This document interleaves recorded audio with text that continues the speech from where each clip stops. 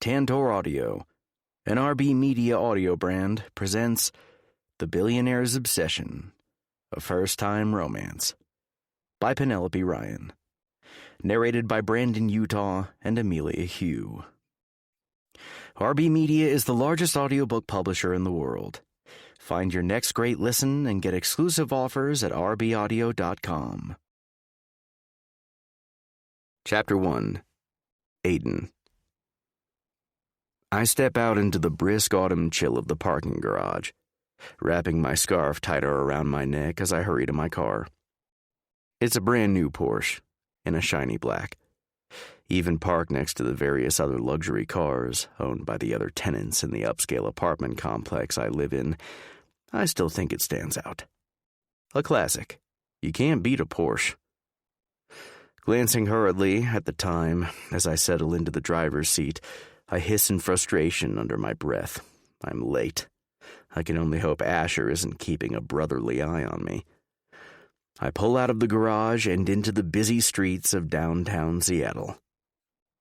As an older brother, Asher isn't all that bad. He does most of the running of King Technologies, the company that he, I, and our brother Alec founded. In fact, up until very recently, his job was the only thing he cared about. I'll admit, with his laser focus on the job, it's allowed me to take a bit of a back seat in recent years.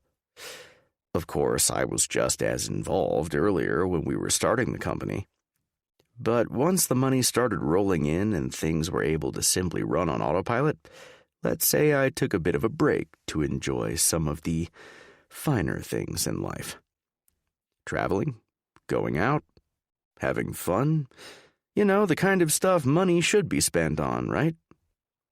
In all honesty, I took Asher's laser focus on work for granted.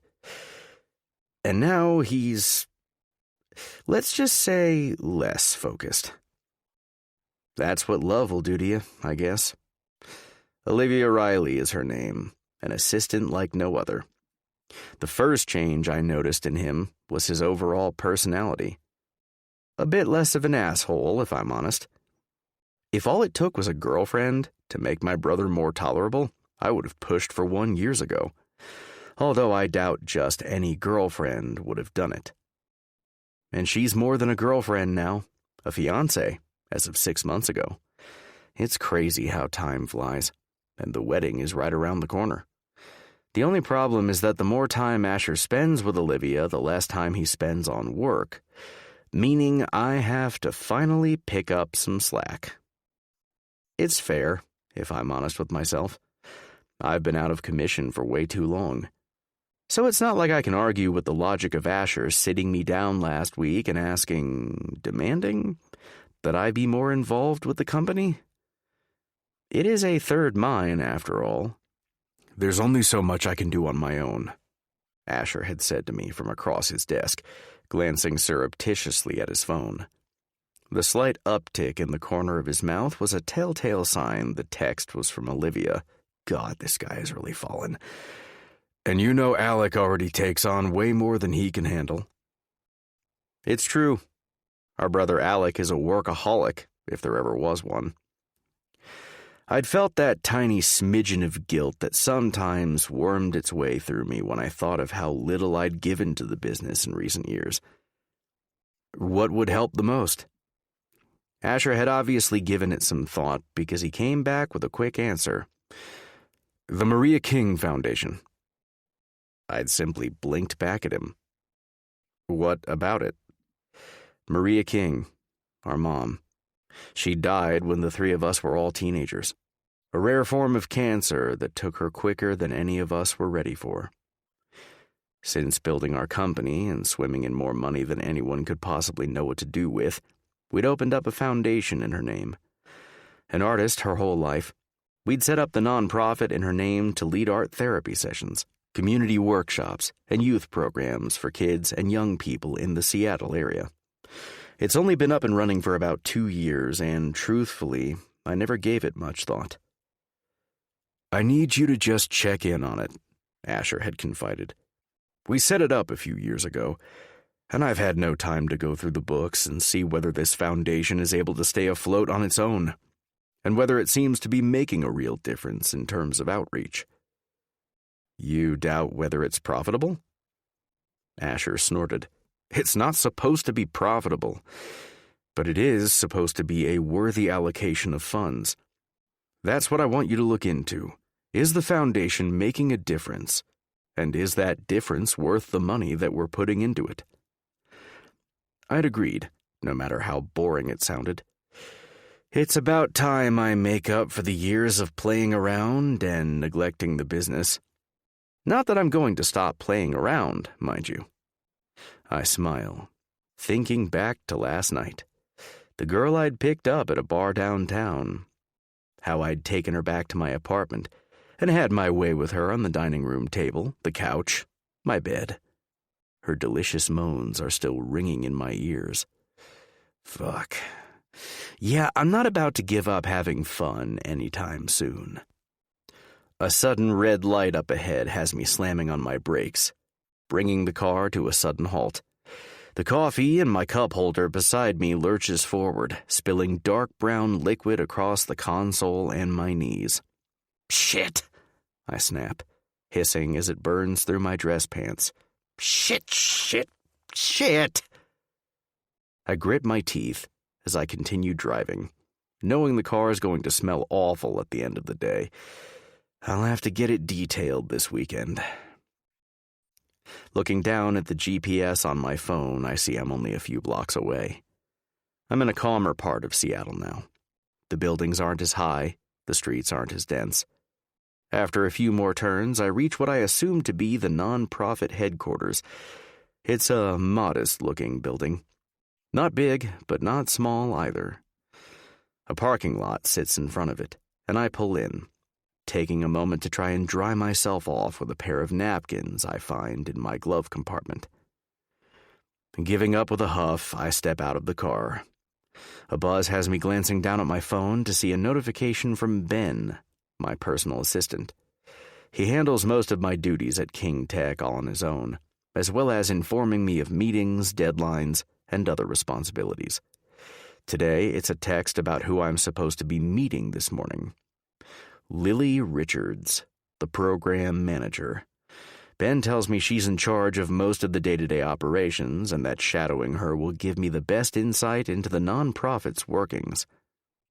I shove my phone into my pocket and trudge across the rainy pavement up to the front doors.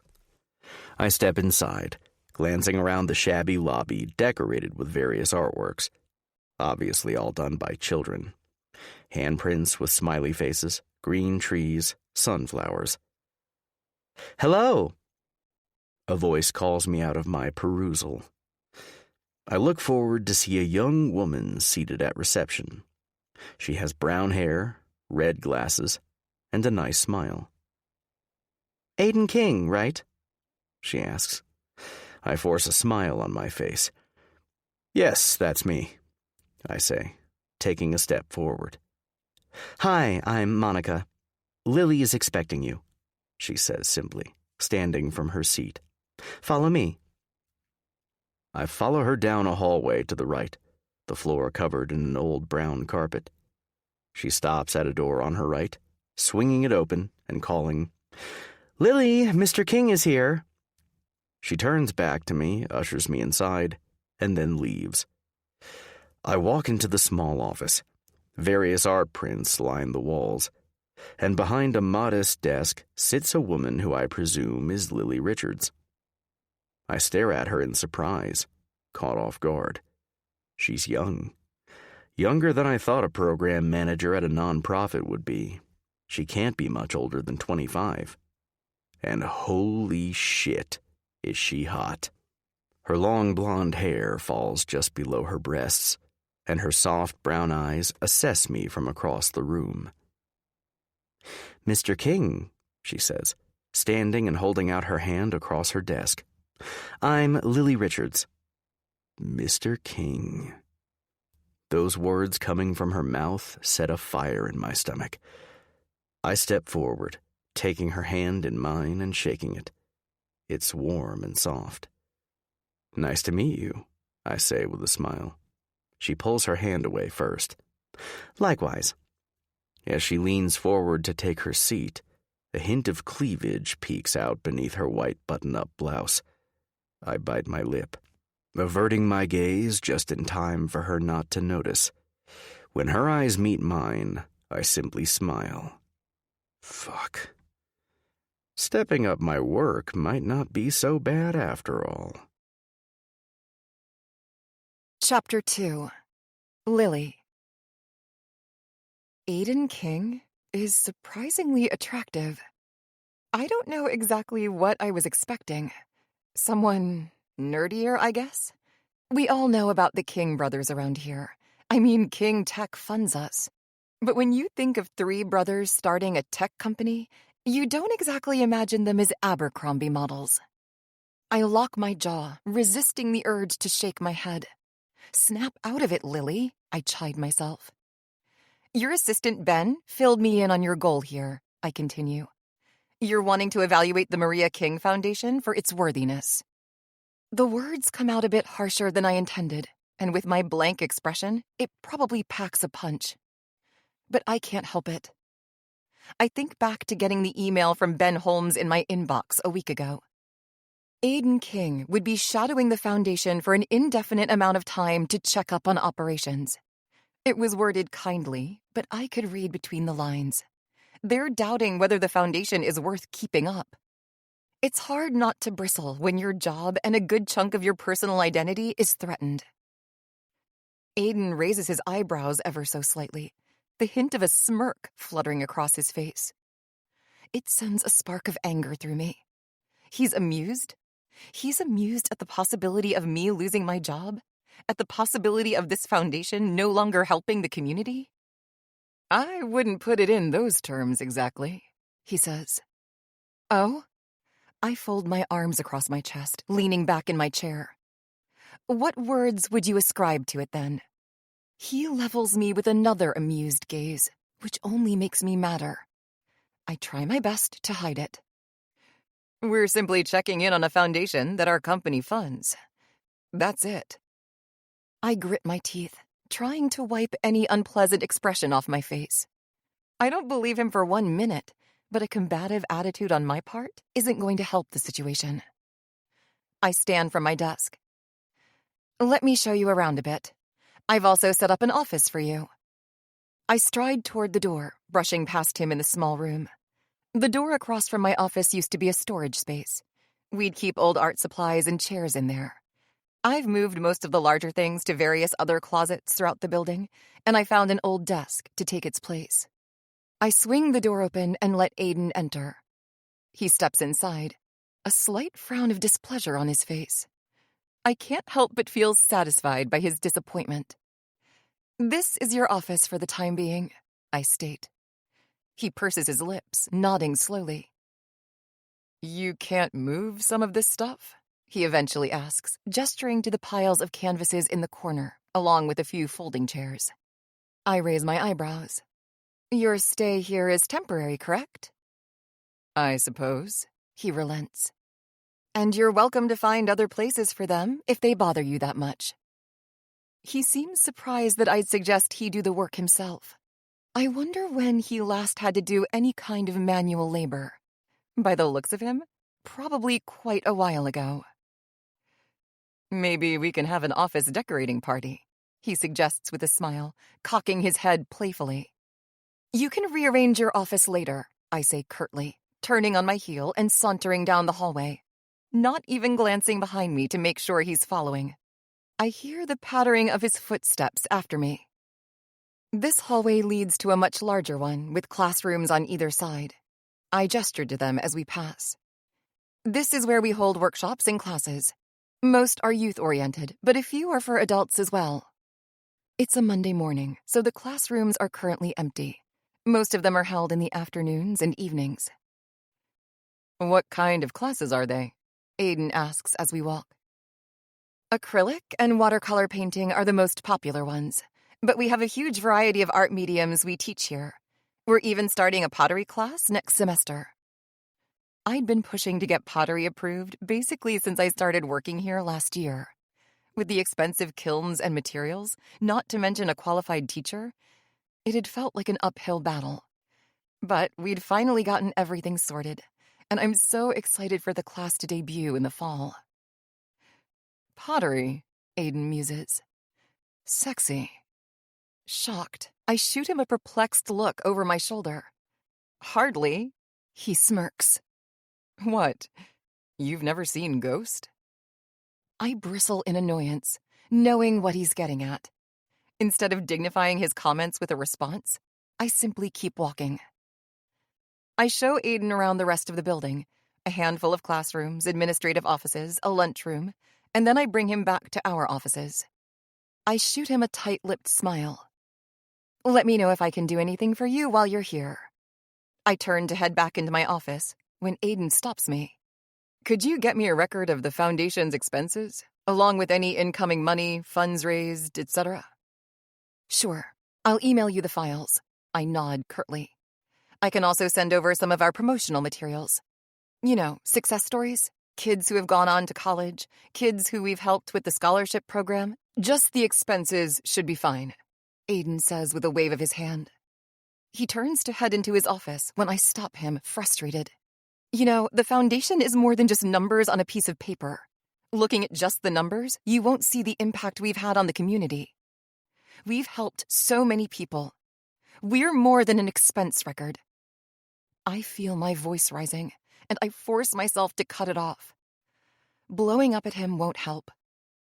I lock my jaw and take a deep breath, leveling him with a gaze that I'm hoping is confident yet stern. That stupid smirk returns to Aiden's face, a smirk I'm becoming all too familiar with. I'll be the judge of that, he says simply, and walks into his office. I spin on my heel and make my way to my desk, burying my head in my hands. I take a few deep breaths. While I hadn't known exactly what to expect from Aiden King, I sure hadn't expected this. Not a cocky young asshole who obviously isn't taking this as seriously as he should.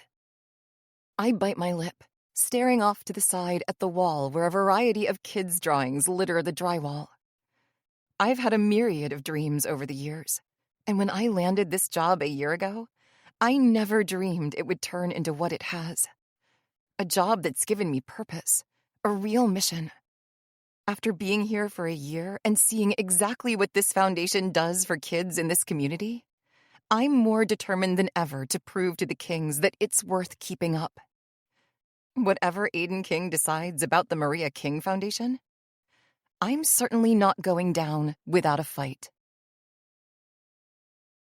Chapter 3. Aiden. I can see her through the 2 windows in our office doors. Sitting right across the hall from each other, our desks are both facing outward. And if I crane my neck in just the right angle, I can catch a glimpse of her long blonde hair and the side of her face. Lily. Lily Richards, quite possibly the prettiest girl I've ever seen. Not done up in some cocktail dress and a face full of makeup like the girls I meet at the bar. No. After the few days I've known her, I've seen her come to work in jeans and simple blouses. Her hair looks natural, no curling or styling.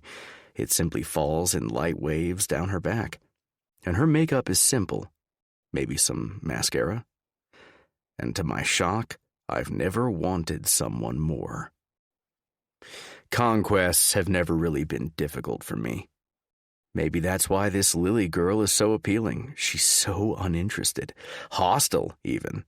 But fuck, if I could only get her to change her mind. I shake my head, trying to rid myself of improper thoughts and get my mind back on work. I've spent the last few days going through the expense reports and getting a good idea of the overall financial situation of the foundation. So far it seems pretty standard. I lean back from my laptop, needing a break from the screen. I glance around the room. Despite what Lily had suggested, I had not taken the time to remove the various art supplies and furniture from my temporary office. After all, she was right. My stay here is temporary.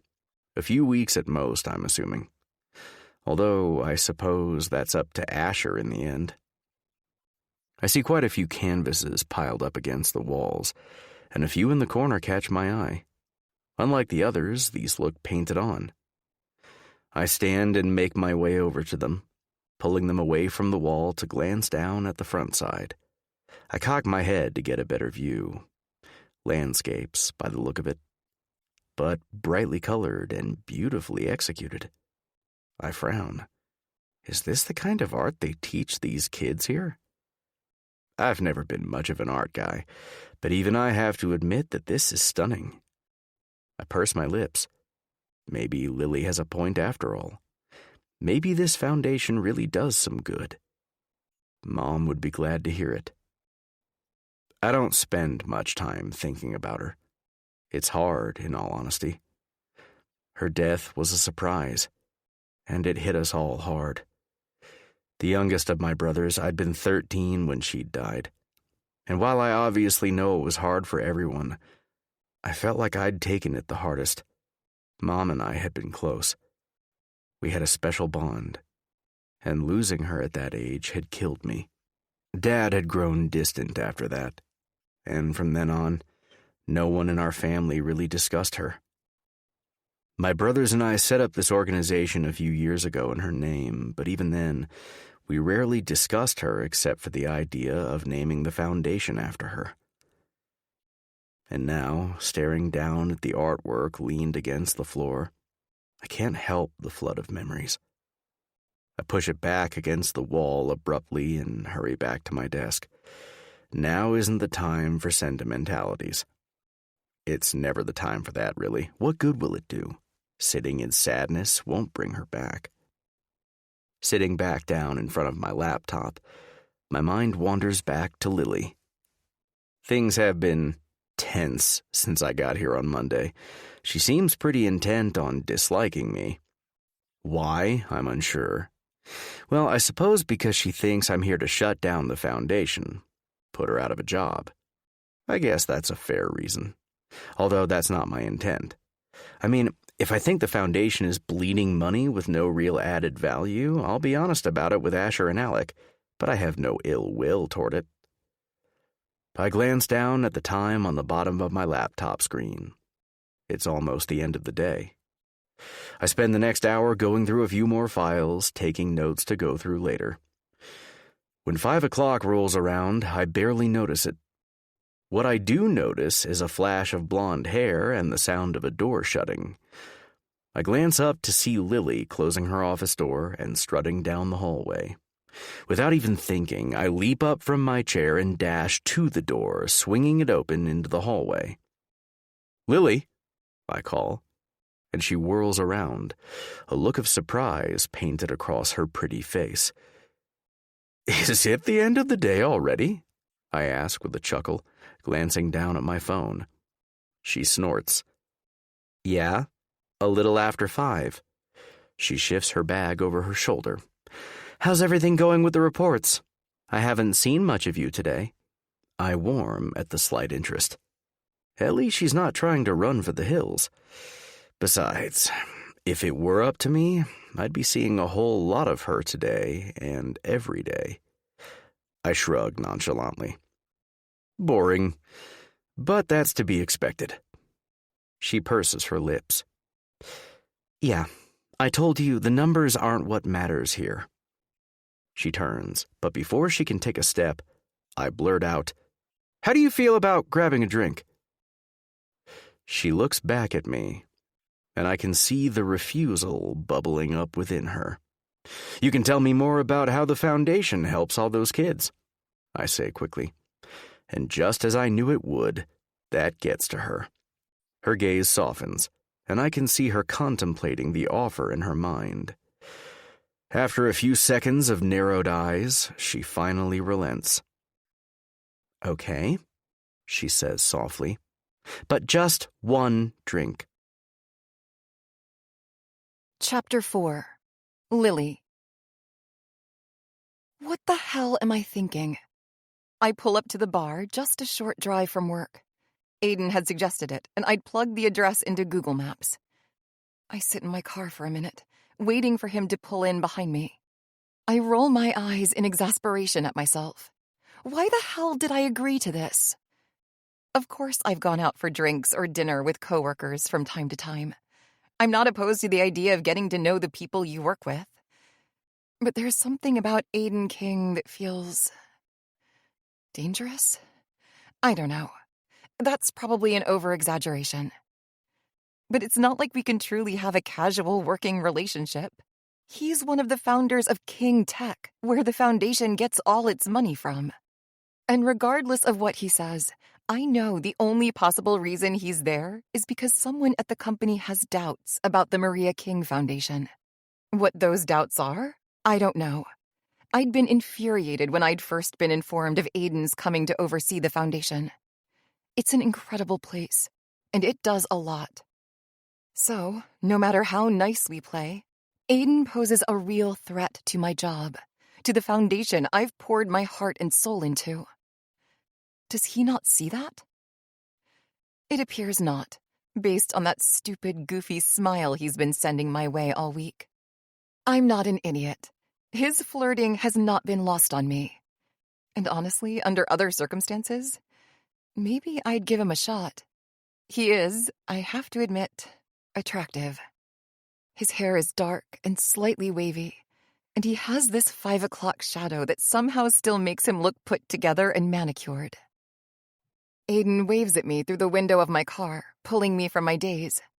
I grab my purse off the passenger seat and hop out. I shoot him a tight-lipped smile before following him inside the bar. It's a nice place, an upscale restaurant with an extensive cocktail menu. Not exactly the kind of place I was expecting. I do most of my socializing in dive bar-type establishments. The restaurant is pretty busy, so we opt for seats at the long bar that stretches across almost the entirety of the main room. Fancy spirits and liquors line shelves along the wall. Aiden settles in, leaning his elbows against the countertop and flagging down a bartender. "A gin and tonic," he says, then gestures to me. I stutter for a moment, not quite sure what I want. Then I answer, "A Cabernet, if you have it." The bartender nods and heads off. We sit in an awkward silence for a few heartbeats. I fidget in my seat, glancing around.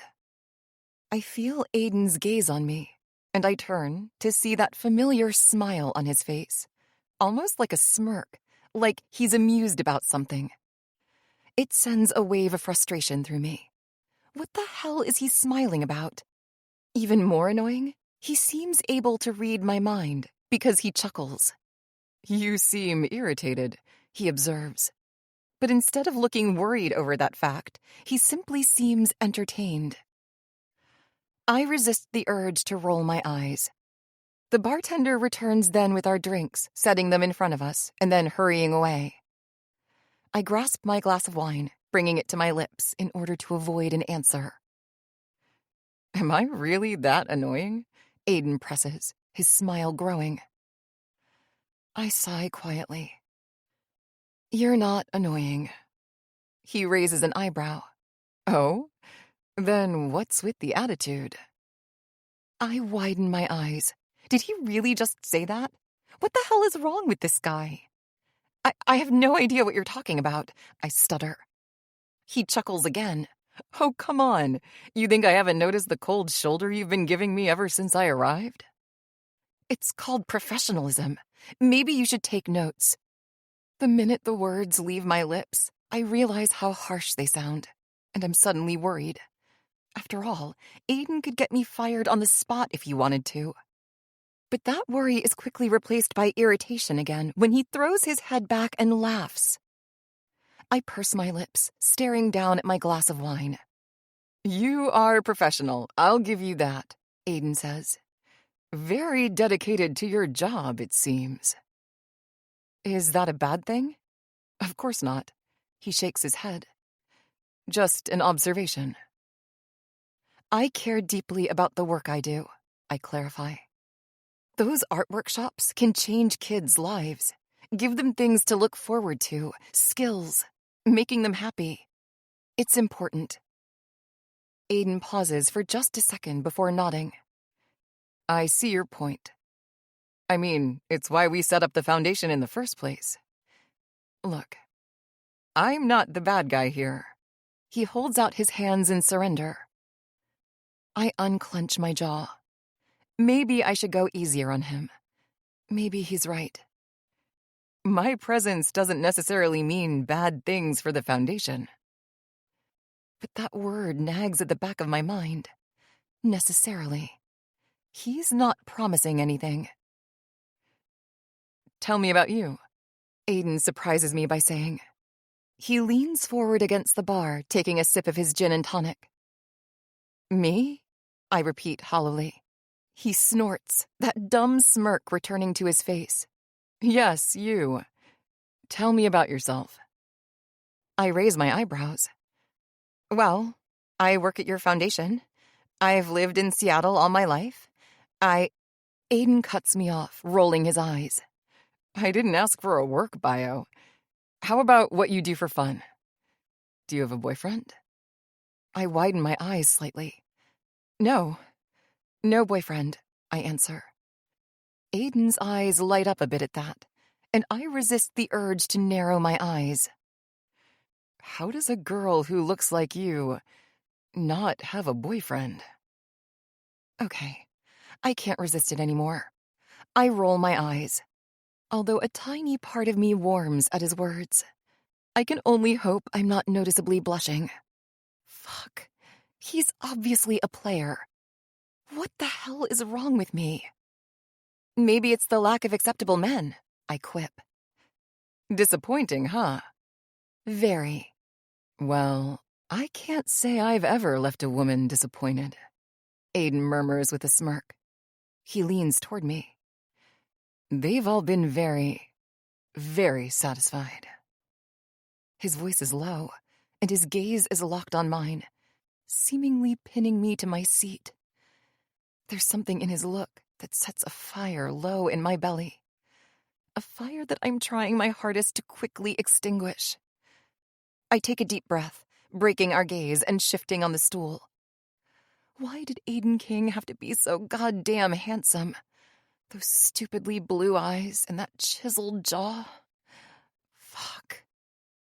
That's very fun for you, I manage to reply, trying to keep my cool. I take a sip of wine nonchalantly. He shrugs. I think it's more fun for them. I laugh, looking anywhere but directly at him. You think I'm joking? I can tell by his tone that he's grinning. God damn it. I can feel a hot flush creeping across my neck. I hope Aiden can't see it. I force myself to look at him and portray an unmoved expression. I purse my lips. Not to question your expertise, but men are notorious for not exactly knowing the difference between a performance and the real thing, I answer casually. A shocked laugh bubbles up from his chest. He sets his glass down on the bar, leaning over slightly and laughing. Lily Richards, he says after a moment, and my name on his lips sends another round of butterflies through my stomach. You're funny. I can't tell if I'm more infuriated by the fact that he's simply laughing at my intended insult, or at the fact that I'm shockingly, irritatingly, unacceptably drawn to that stupid smile on his face. That my name coming out of his mouth was the best sound I've heard all day. Aiden composes himself, his hand now on the back of my seat, his body closer to me than he's been all night. His eyes are still twinkling from my apparently hilarious comeback. But if you're wanting to test your theory, I'd be more than happy to play along, he says quietly.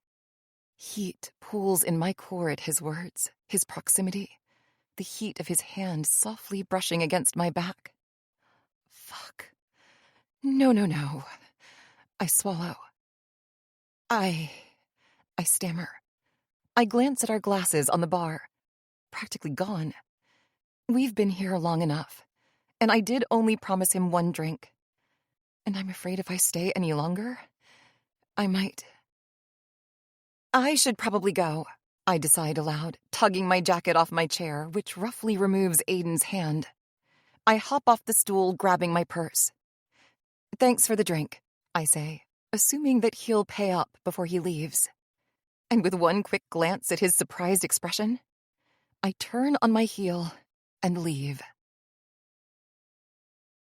Chapter 5. Aiden. I sit at the bar in stunned silence, watching the last flash of blonde hair as Lily escapes through the front door. My mouth slightly ajar, my brow furrowed. I slowly turn back to the bar, grasping my gin and tonic in my hand. What just happened?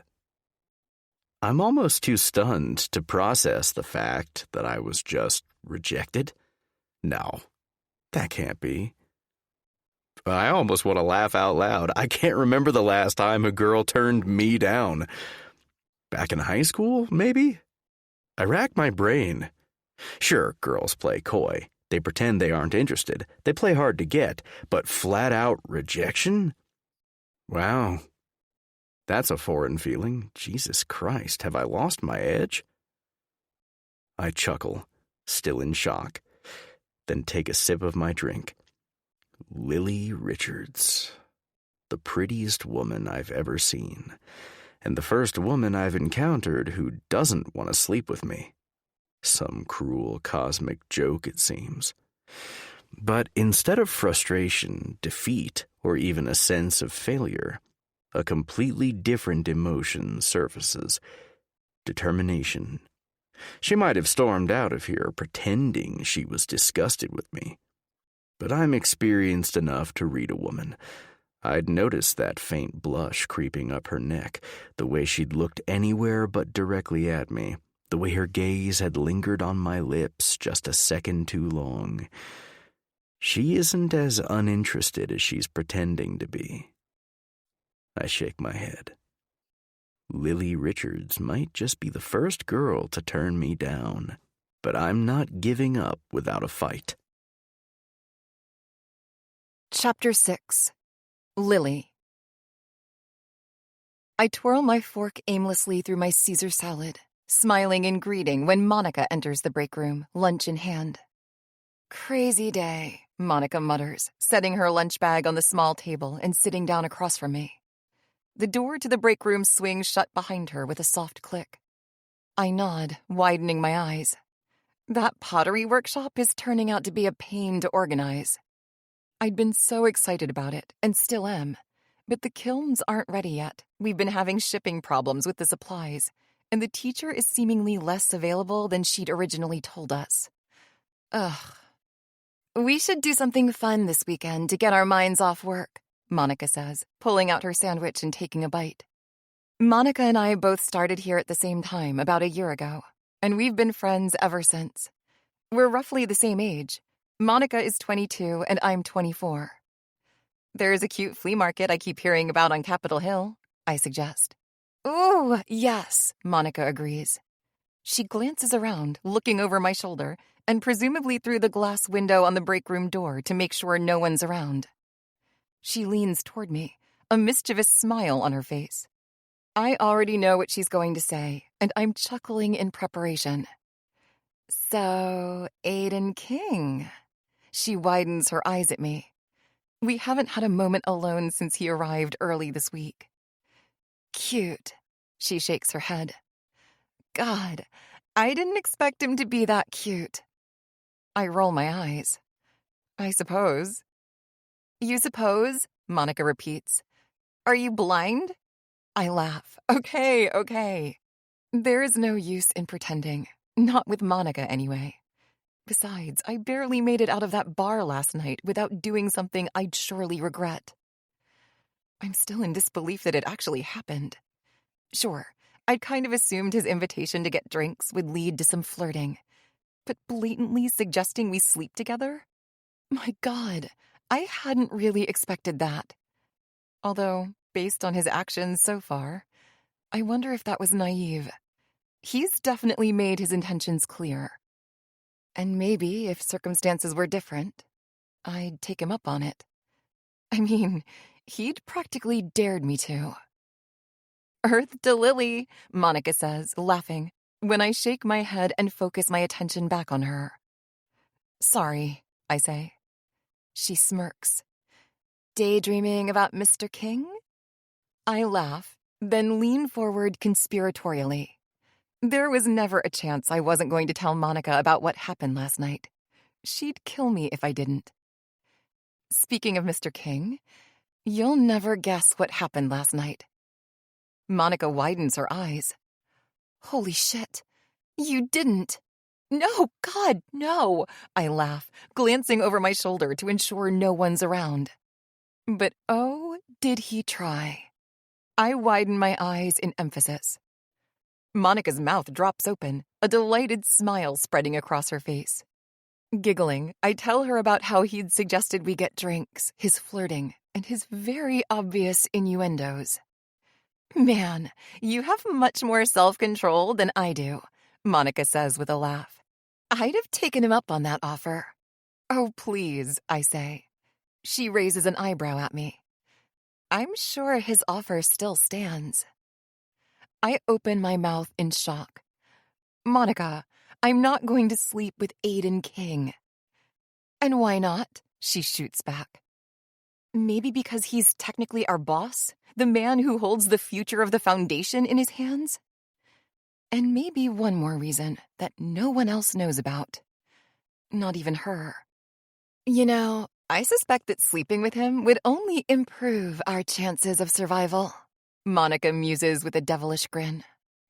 I burst into laughter. Well, I'm not about to test that theory. She chuckles, pausing to take a bite of her sandwich. When she's finished chewing, she asks, "How has dating life been, by the way?" She levels me with a curious look. I sigh. How has my dating life been? An absolute wasteland, if I'm honest. So, nobody? Monica guesses after my hesitation. I take a deep breath, shaking my head. You know me. The time and effort that goes into dating, all for the risk of just breaking your heart? I scoff. Is it even worth it? She purses her lips. It's obviously worth it, Lily. I grimace. I suppose she's right. I mean, everyone dates. And it's not like I've never dated. I have. I've just never really had a relationship that turned into anything. A relationship that lasted. I guess I'm just too scared. Too scared of getting my heart broken, of falling in love and being torn to pieces. It's also why I've never... Well, that doesn't matter.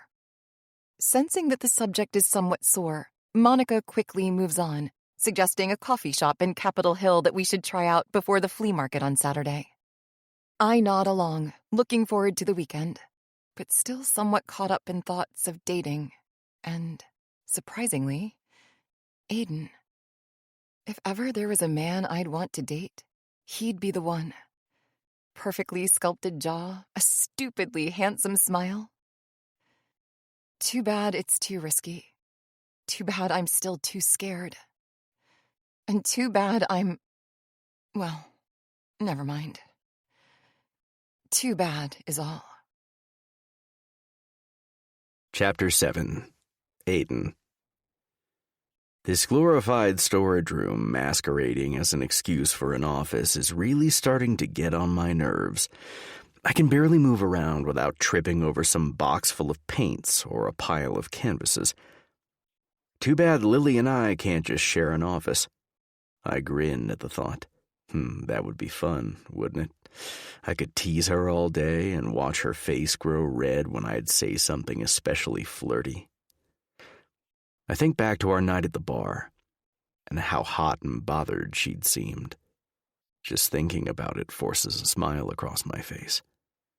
She'd given me the cold shoulder the rest of the week, regardless of my attempts to engage her in conversation. She'd simply flit away after a one-word answer, or avoid me entirely. I'd spent the weekend trying to get her out of my head, trying not to think about the sway of her hips as she walks, or the curve of her breasts in those tight blouses she wears. Fuck. I'm a goner. I'm infatuated. I'm obsessed. I can't stop thinking about her. And from experience, I know there's only one way to get her out of my mind: to get her underneath me. A buzz from my phone catches my attention. Looking down, I see a text from Asher. Asher: "Unsurprisingly, I see you never RSVP'd for the wedding." I snort. Shit. Asher and Olivia's wedding. I knew it was this month, but I can't quite remember when. Pulling up my calendar, I'm shocked to see it's barely 5 days away. It's this weekend. Worst brother in the world award right here. I shake my head. Aiden: "Yeah, sorry. Oops. Obviously I'm coming, though." "Think you could have deduced that?" Asher responds right away. Asher: "You have a +1? I stare down at the screen. Hadn't really thought of that. I'd kind of hoped maybe there'd be a cute bridesmaid of Olivia's to hook up with, but then another thought occurs to me. Aiden: "Maybe I'll bring the program manager." A few minutes go by and Asher doesn't respond. He probably thinks I'm kidding, which honestly I kind of was, but on second thought, would she go for it? Weddings are a romantic affair, the perfect setting for a hookup. I might just get lucky. I text Asher again. Aiden: "You didn't warn me about how hot she is. All I can think about is getting in her pants." That gets a response. Asher: "Jesus Christ, Aiden." I chuckle, setting my phone down and getting back to work. A half hour ticks by. I'm still slogging my way through last year's expense reports on the foundation. It seems like we shelled out quite a bit of money early on, but the costs have leveled out as time goes on. Hopefully that's a pattern that continues into this year as well. I take another break to rest my eyes from the computer glare and glance around my office again. I shake my head. If I'm going to be here for a little while, which, guessing by the amount of time it's taking me to go through all these files, might be some time, I need a more appealing office space. Call me entitled, but I enjoy an aesthetically pleasing environment. I stand from my desk, saunter across my office, across the hall, and open Lily's office door. She looks up, surprised. She raises her eyebrows. "Lily?" I say with a smile. "Mr. King?" she says slowly. "God, don't call me that," I say with a wave of my hand. This gets a small smile from her. It sends a spark of excitement through me. "What do you want, Aiden?" she says. I grin wider. "I want to know where I can dump all that crap in my office. I need to clear it out. It's bugging me." "Crap?" she repeats. "You mean the various supplies we need in order to run this foundation?" "Yes, that." I cross my arms and lean against the doorframe. With a sigh, she stands from her desk. I quickly scan her body when she's not looking, my gaze lingering on her hips. When she straightens and walks toward me, I flip my gaze back to her face, smiling confidently. She brushes past me and into my office. I follow her. She stands for a few seconds, glancing around. Finally, she says, "I can see how it's a bit distracting." "Thank you," I say, holding my hands out. "It's overwhelming, all this stuff. Where can I move it?" She shoots me a sidelong glance. "There's a classroom that's rarely used down at the end of the hall. We can store most of this in a corner or something." She steps forward, reaching down to grab a few canvases leaning against the wall. As she twirls with them on her way to the door, I catch a flash of color and recognize them from the other day. "Wait," I say, stopping her. "I actually like those. Can I put those up in here? There's nothing on the walls." She pauses, her mouth partway open as if a rebuttal is on its way. "Besides, shouldn't you be displaying the students' work? Those are beautiful pieces." Well," she stutters, and I can see a familiar blush creeping up her cheeks. Like the blush from the bar last week. I shoot her a puzzled look. She sighs, a small, embarrassed smile playing across her lips. They're mine, actually. I raise my eyebrows. Yours, I repeat. As in, you painted those? She nods. They're incredible. I reach for the one closest to me, pulling it from her hand.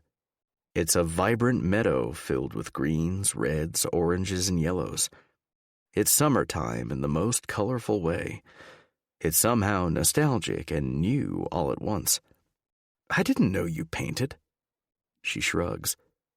You're very talented.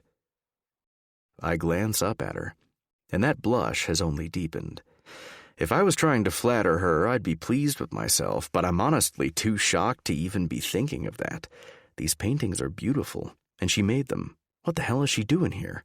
Organizing little workshops when she should be teaching them or selling this stuff. Thank you, she says with a self-deprecating laugh. She brushes a strand of blonde hair behind her ear, looking anywhere but at me. So, are you okay if I put them up in here? I ask her genuinely. I mean, if you want them for something else, by all means, take them. But they should be displayed somewhere, not just sitting in a pile. She stares at me for a few heartbeats before finally nodding. Sure. A small smile returns to her face. You're right, they should be used. She laughs softly. We stand in an awkward silence for a few moments, a strange electricity burning through the air. What are you doing this weekend?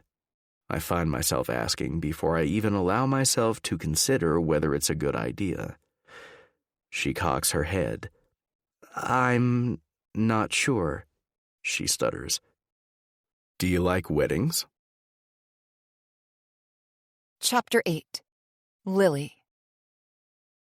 Smoothing the skirt of my light blue satin dress, I stare up at the mansion before me in awe. I doubt it was the actual wedding venue if it wasn't for the other elegantly dressed guests and the huge hand-painted sign that reads Asher and Olivia on a stand outside the front door. The grounds are meticulously manicured, and the lawn beside the enormous house stretches far into the distance, with chairs and a gorgeous wedding arch already set up and waiting. I can catch a glimpse of a tent on the other side of the house, presumably where the reception will take place.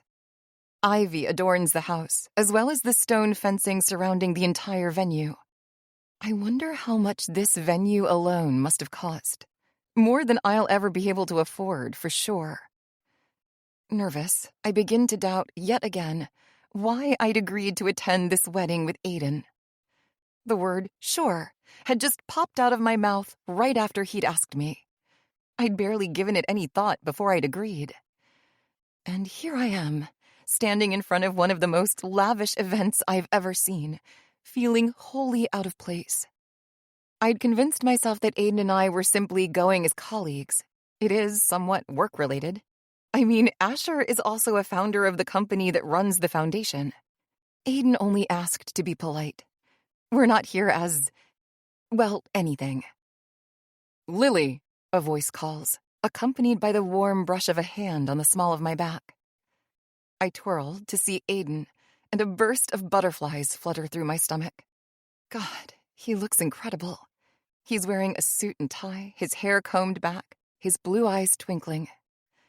His hand on my back suddenly feels red hot, all of my attention focused on it. But just as quickly as he'd placed it there, it's gone. He ushers me toward the doors of the large mansion, and I follow him. Inside, the decor is just as extravagant as what's outside. Large chandeliers hang from the ceiling, and bouquets and floral arrangements in the wedding colors of light blue and white adorn practically every surface. A waiter offers us champagne, and Aiden accepts for both of us, handing me a glass. After taking a sip, he chuckles. You look shell-shocked, he comments. Oh, I shake my head. Sorry. I've just never seen a wedding this... I struggle for the right word. Elaborate. Yeah, Asher felt the need to invite pretty much all of the Seattle elite, so he shrugs. And he loves an excuse to throw a good party.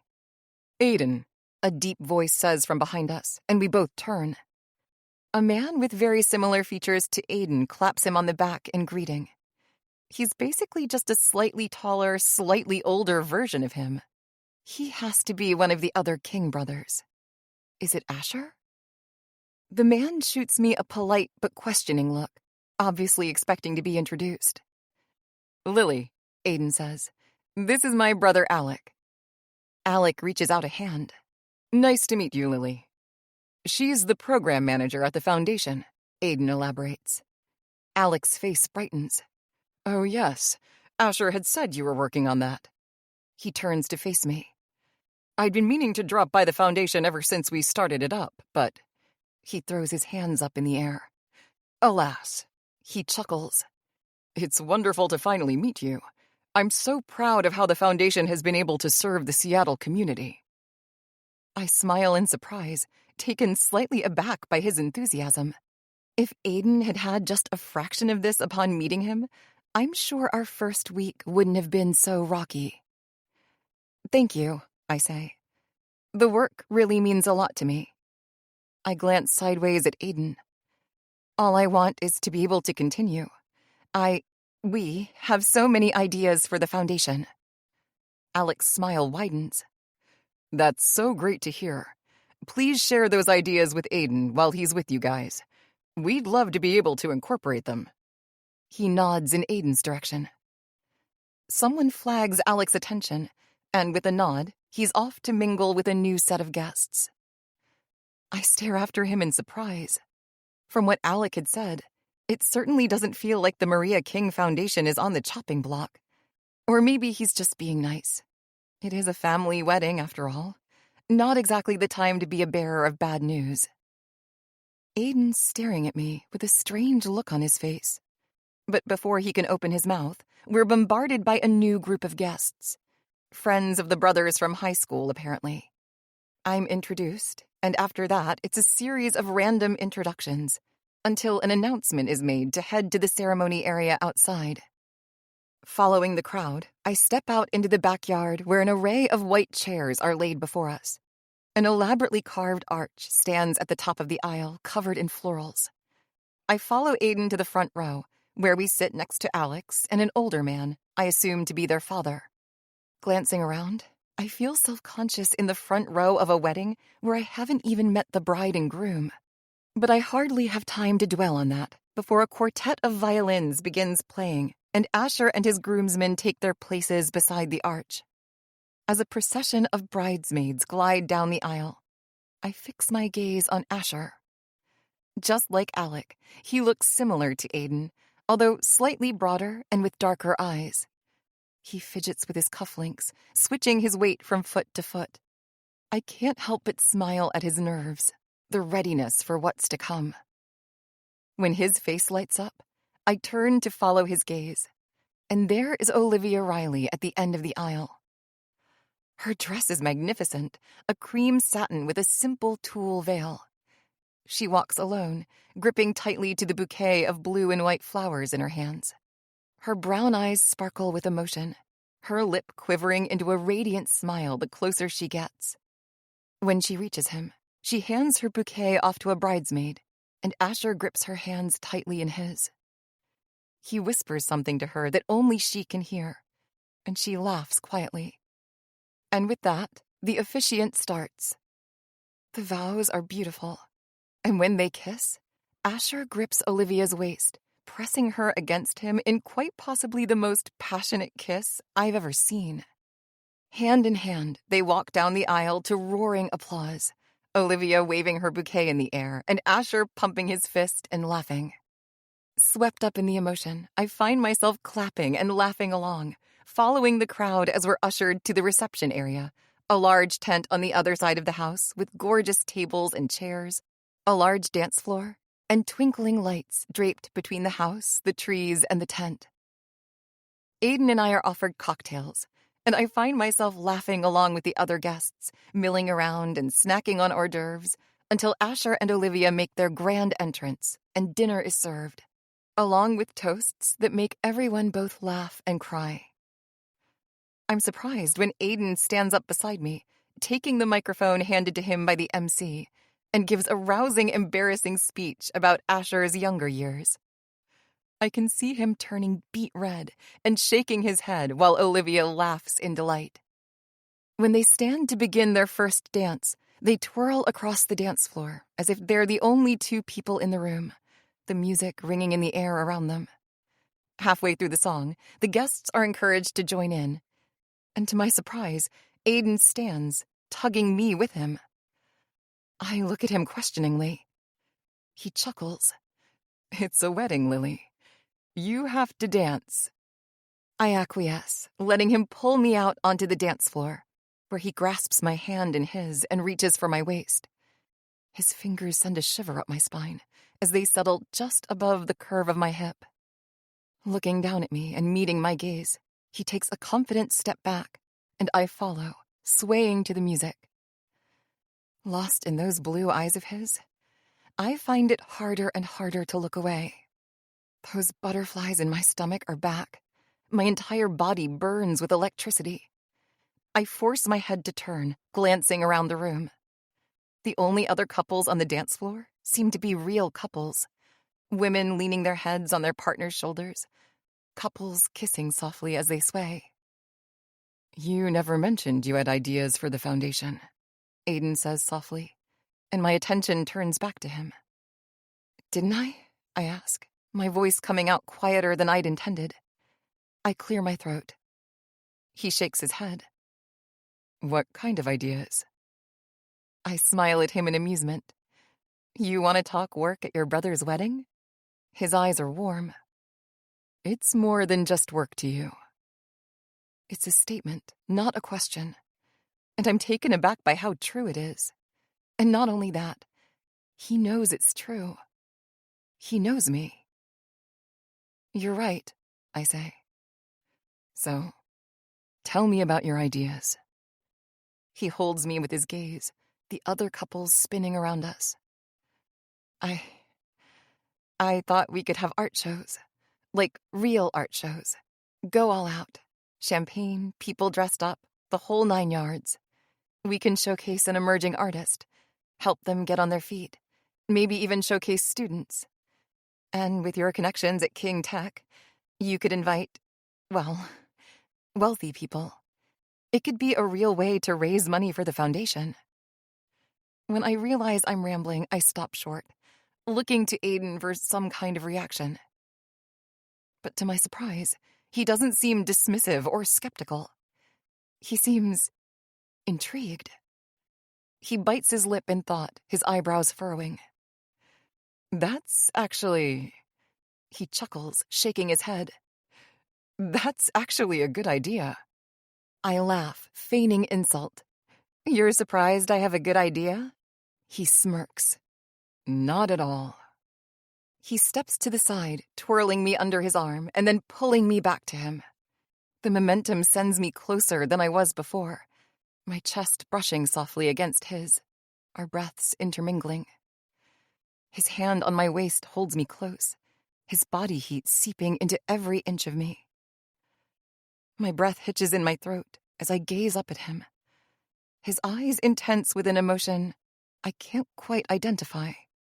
Suddenly, the song ends, causing couples to step back from each other, the chatter in the room slowly returning to normal. Aiden holds me against his chest for a few heartbeats before the next song comes on, something upbeat and catchy. He steps back, letting go of me. The spot on my back where his hand had been suddenly cold and empty. I take a small step back as well, glancing around. How does a drink sound? Aiden asks, breaking the awkward tension suddenly between us. I smile. Perfect. Chapter 9. Lily. The venue has multiple open bars, and Aiden and I venture inside the mansion to where it's less crowded. Within a few minutes, the bartender hands us our drinks. I take a sip of mine, some custom couples cocktail Asher and Olivia had designed together for the event. The room we're in has couches, chairs, a large fireplace, and tables for people to set drinks down on. A handful of people are lounging on some couches, drinks in hand, laughing. I glance around the corner, seeing an ornately decorated hallway that passes a kitchen on the right and then leads to who knows where. My head on a swivel, I feel like I can't get enough of this place. Aiden notices my interest and raises an amused eyebrow at me. I laugh. This venue must have cost an arm and a leg. Aiden smirks. Well, if there's anything Asher has, it's arms and legs. A lot of them. I snort. Not just Asher, I assume. I raise my eyebrows at him. I mean, you and Alec are co-founders too, right? He shrugs. Whether modestly or secretively, I can't quite tell. You're not wrong, he admits. I nod, continuing my perusal of the room, the chandeliers above us, the intricate carvings on the ceiling. You want to explore? Aiden suggests. I shoot him a quizzical look. Can we?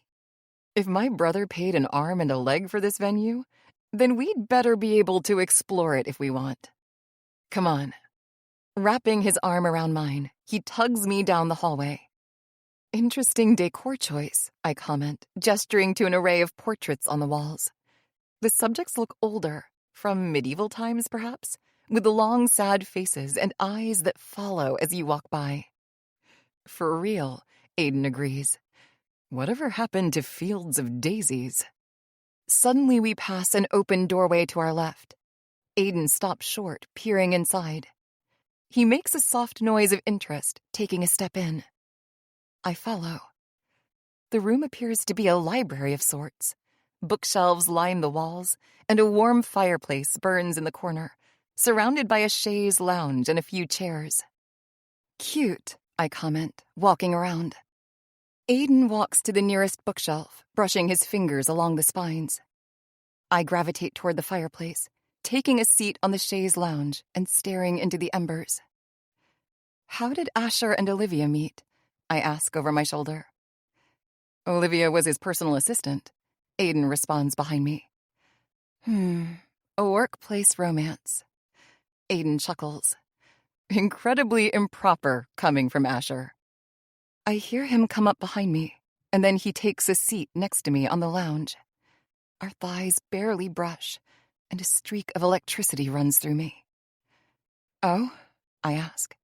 Yeah, among the three of us, Asher has always been the most straight-laced, let's say. I raise my eyebrows. And you aren't? Aiden levels me with a look. Do I seem straight-laced to you? I laugh out loud at this. No, I admit, you do not. I stare down at the cocktail in my hands as a silence settles around us. I'm suddenly hyper-aware of how close Aiden is to me, his leg barely touching mine, the heat from his body on my skin. Did I tell you how beautiful you look in this? Aiden says softly, reaching over to my knee to gently brush his fingers against the fabric of my dress. My heart rate speeds up, my breath somehow shallow and fast. I turn my head to find him already staring at me. I know what you're trying to do. I breathe. His lip twitches upward in a smile. Oh, yeah? And what am I trying to do? I swallow. Compliment me? Flatter me? He raises an eyebrow. And what's so bad about that? He's inching closer to me, his face barely a foot from mine. Because you're the type of man used to getting whatever he wants. And you can't have me. I say it slowly, with a smirk of my own. But I'm afraid my tone, my body language, my eyes are giving me away, betraying what I really feel. You can't have me. Little does he know, he already does. Or maybe he knows exactly what I'm trying so desperately to hide. A spark of delight flashes across his face, and he leans in impossibly closer. And what do you want, Lily? He gently reaches up to caress my cheek. My body is frozen, only aware of the place where his skin is meeting mine. I open my mouth, but no words come out. "I'll tell you what I want," he says slowly, his caress trailing gently down my neck, sending shivers across my skin. "I want to do terrible, unspeakable things to you. I want you naked underneath me, while you make the most delicious noises known to man. I want you screaming my name and begging for more. But first," he pauses, "I want to kiss you." The silence stretches around us, enveloping us, crushing us. My body is on fire, my face red and hot, my nerves alight with electricity. I take in a shaky breath. "What are you doing, Lily? What are you doing?" I ask myself. But it's too late. It was already too late the second I laid eyes on him. "Then do it," I find myself answering, my voice barely audible. Before I have time to second-guess my decision, Aiden's mouth is on mine, his hands on my waist, pulling me close to him. The kiss is desperate, passionate, deep. And despite my better judgment, I am utterly lost in anything and everything Aiden. My body melts into him as he kisses me, as he wraps his arms around me and pulls me closer. He pushes me backward against the sofa, and the drink in my hand falls, clattering to the floor with a splash. I gasp in shock, starting to sit up. Oh no, should I? But Aiden is pushing me back down. "Someone else can clean that up," he murmurs, pressing a kiss to the nape of my neck. My eyes flutter closed, and I find myself agreeing, melting into the couch, submitting to his touch. His hands roam across my stomach, up and across my breasts, squeezing them gently through the satin fabric of my dress. I moan softly. "You're not wearing a bra," he breathes, gently teasing my nipple through the thin satin fabric. I feel myself redden. He's right. I'm not. The dress didn't work with one. It hasn't been noticeable until now. Glancing down, I can see the outline of my taut nipples through the fabric. I look up at him, biting my lip. "Fuck, that's hot," he murmurs, leaning down to continue kissing my neck. He softly pinches my nipple through the fabric, and a quiet yelp escapes me. I gasp as the slight pain and pleasure mix together in an unfamiliar way. I've never had a man do that to me before. I've never had a man do, well, a lot of things. But before I have time to dwell on that, Aiden is focusing on my other nipple, teasing it alive through the fabric and making me squirm. Slowly, he slides the thin straps of my dress over my shoulders, kissing his way down my neck, my collarbone, to the tops of my breasts. Then slowly, he slides the satin fabric down to my stomach, exposing me to the room. I gasp as a rush of cold air glides across my breasts, hardening my nipples even more.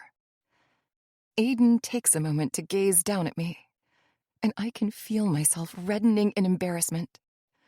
Holy shit. Aiden King is staring at my bare breasts. Aiden King is...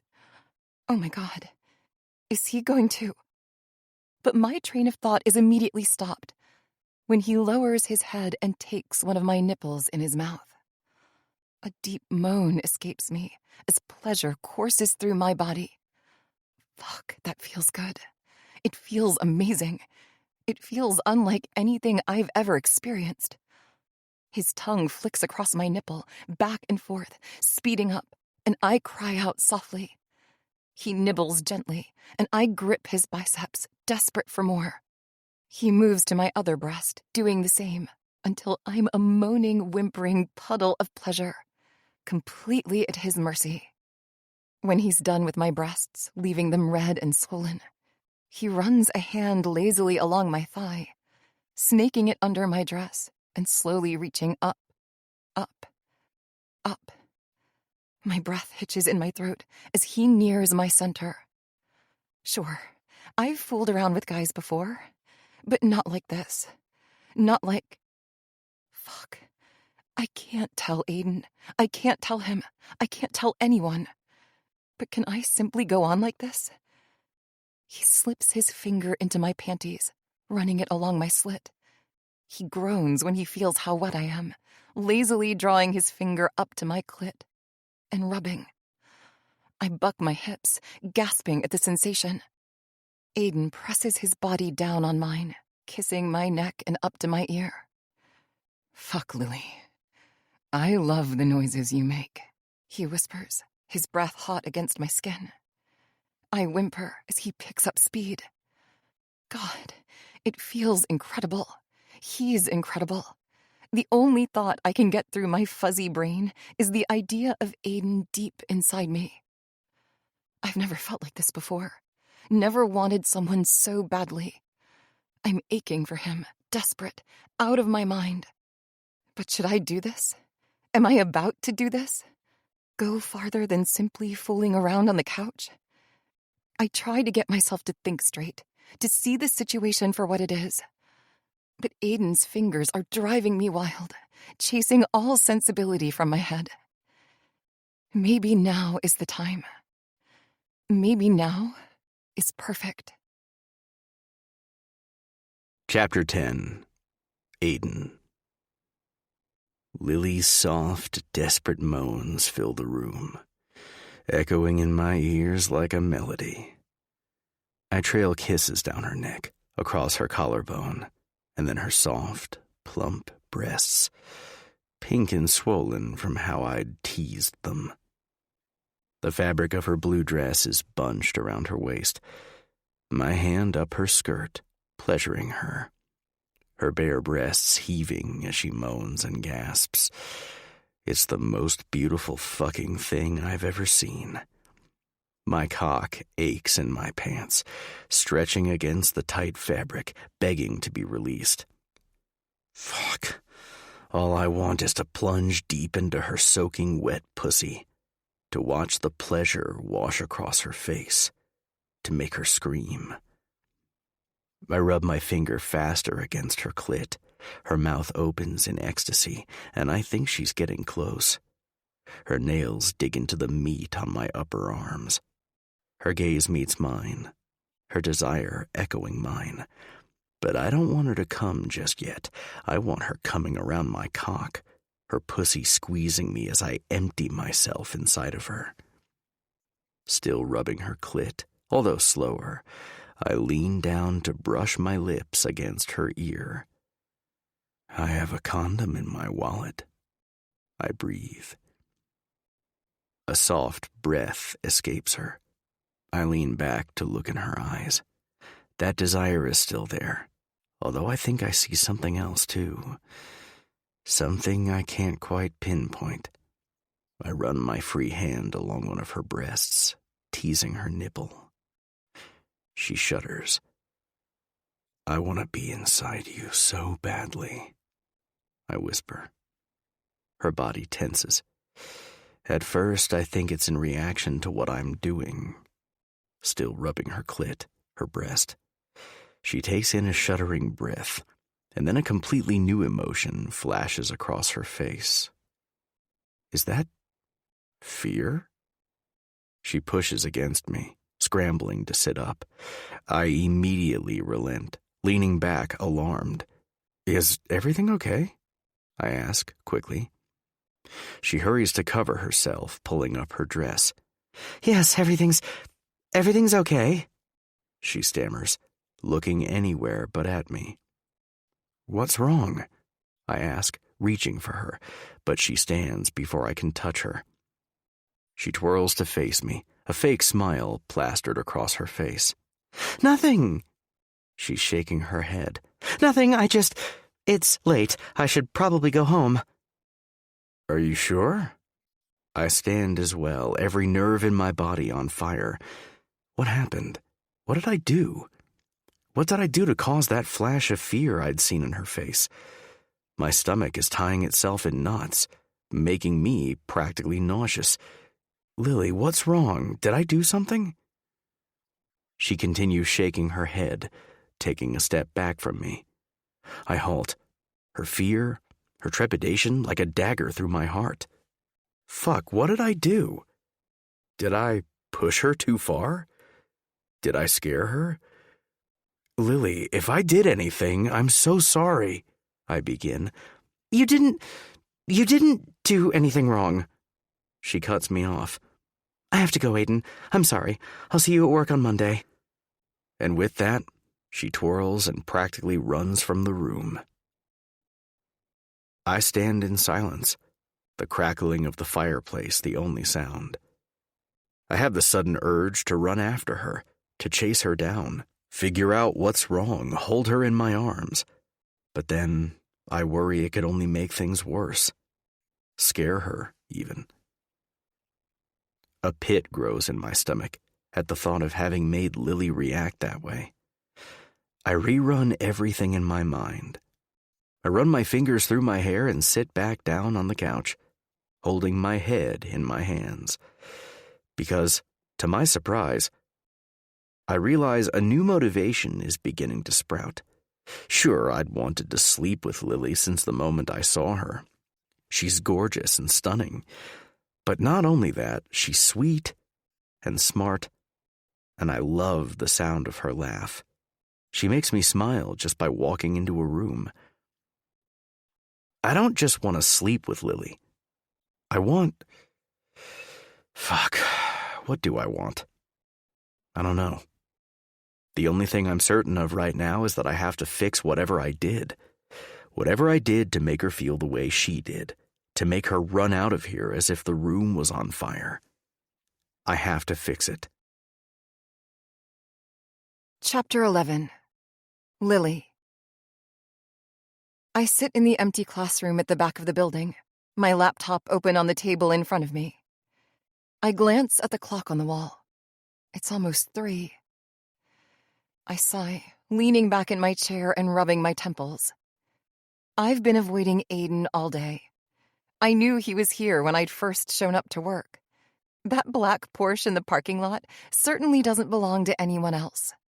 He'd noticed me walking by his office and had started to stand, but I'd rushed away before he had a chance to say anything.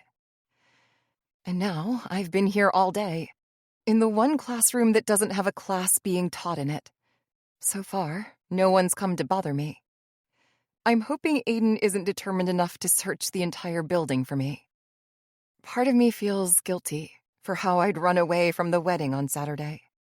I knew it was childish, embarrassing, that I should have at least spoken to him, but I could barely think straight. The only thing running through my mind was pure humiliation. Humiliation at having to tell Aiden why I'd completely freaked out. Of course I'd enjoyed what we'd been doing.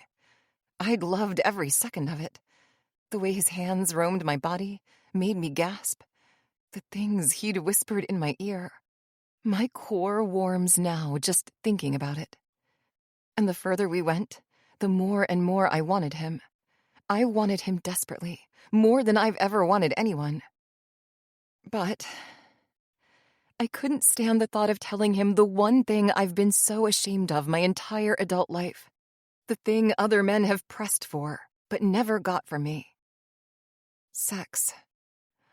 My face warms in frustration, the familiar embarrassment and shame flooding back to me. At 24, I'm well beyond my years in many things. I have an established career. I'm good with money. I've traveled the world. And yet, I'm so woefully behind when it comes to the one thing that everyone seems to care about. And to be honest, there's really no reason for it. It's not like I'm saving myself for marriage or have some hang-up about sex. I haven't had sex yet, simply because I haven't met someone I was willing to give it up for.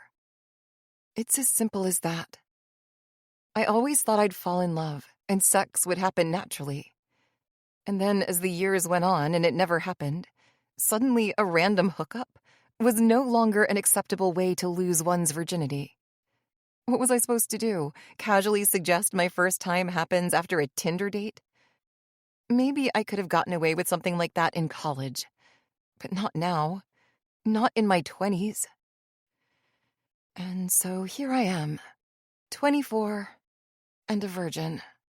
I glare angrily out the window, angry at myself for freaking out this weekend and running away from the first man in forever who I've had any kind of spark with. Angry at myself for not just going for it, for letting it happen. Angry at myself for letting myself stay a virgin this long. Overwhelmed, I bury my head in my hands and groan. "Rough day?"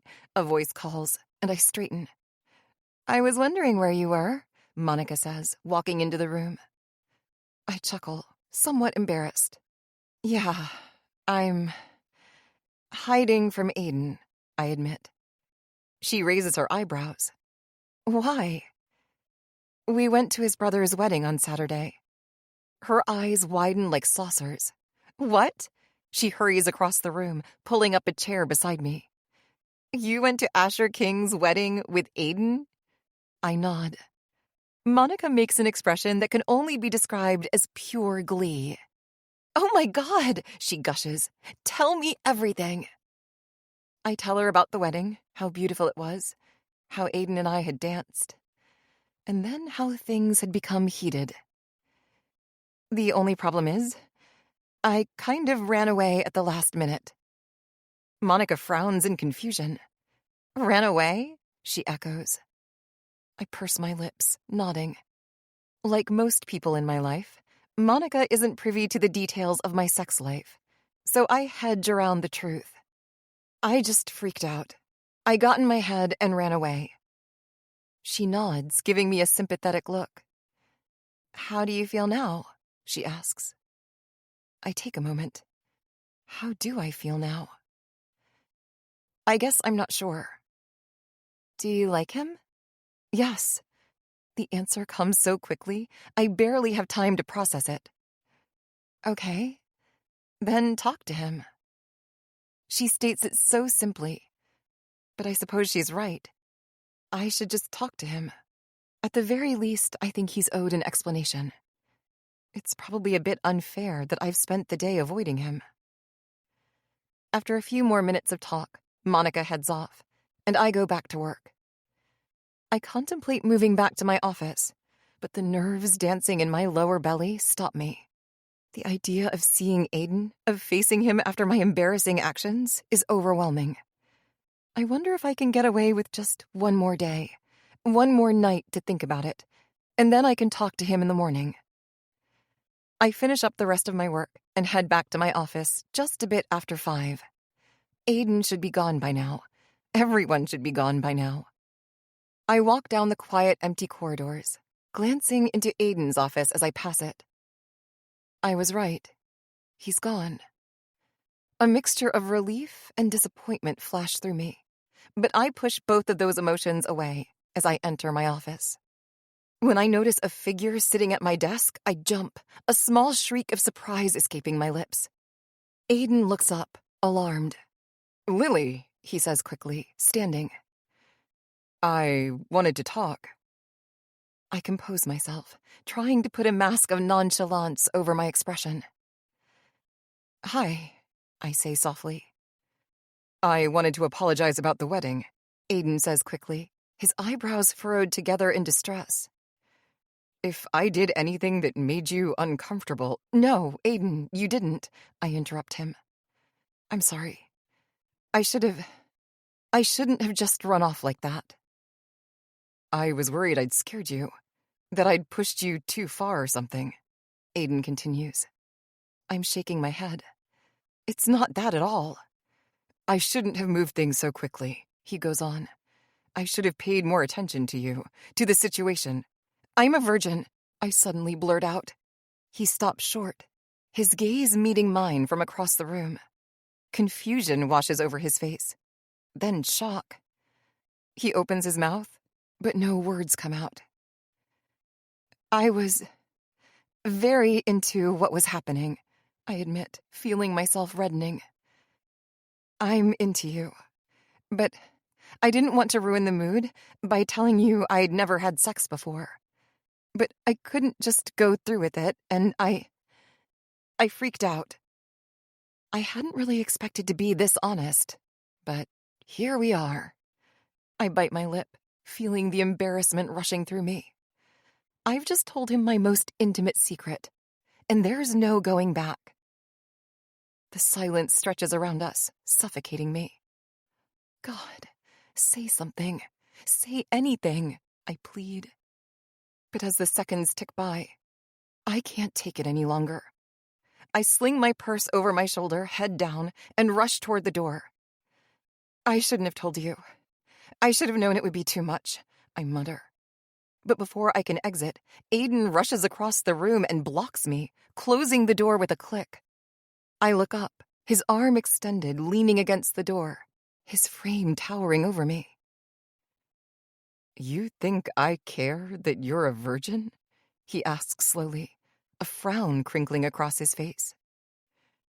You think that's too much for me? He raises an eyebrow. I stutter.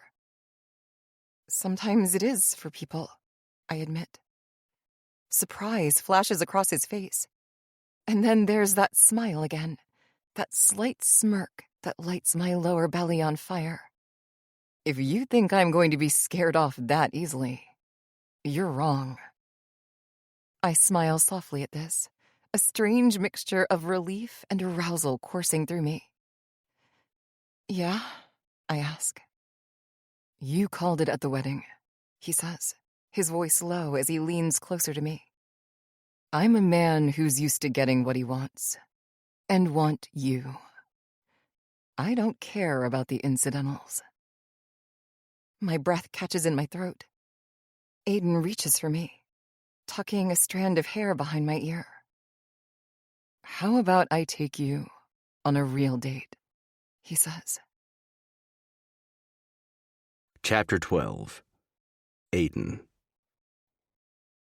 Lily sits in the passenger seat of my Porsche as I drive us to the restaurant. I'd chosen one of my favorites off the top of my head. An upscale Italian place, slightly more downtown than the Foundation, but definitely worth the drive. It's a Monday night, so I'm hoping we'll be okay to show up without a reservation. And if not, I have my ways of getting a table. I keep glancing at her out of the corner of my eye. Her hair is pulled back into a low, messy bun, and she's clutching her purse in her lap somewhat nervously. She's seemed a little on edge ever since her admission a few minutes ago. Is it embarrassment, maybe? I tried to keep the shock off my face when she'd told me she was a virgin. I'm still trying to keep the shock at bay now, but holy shit! A virgin?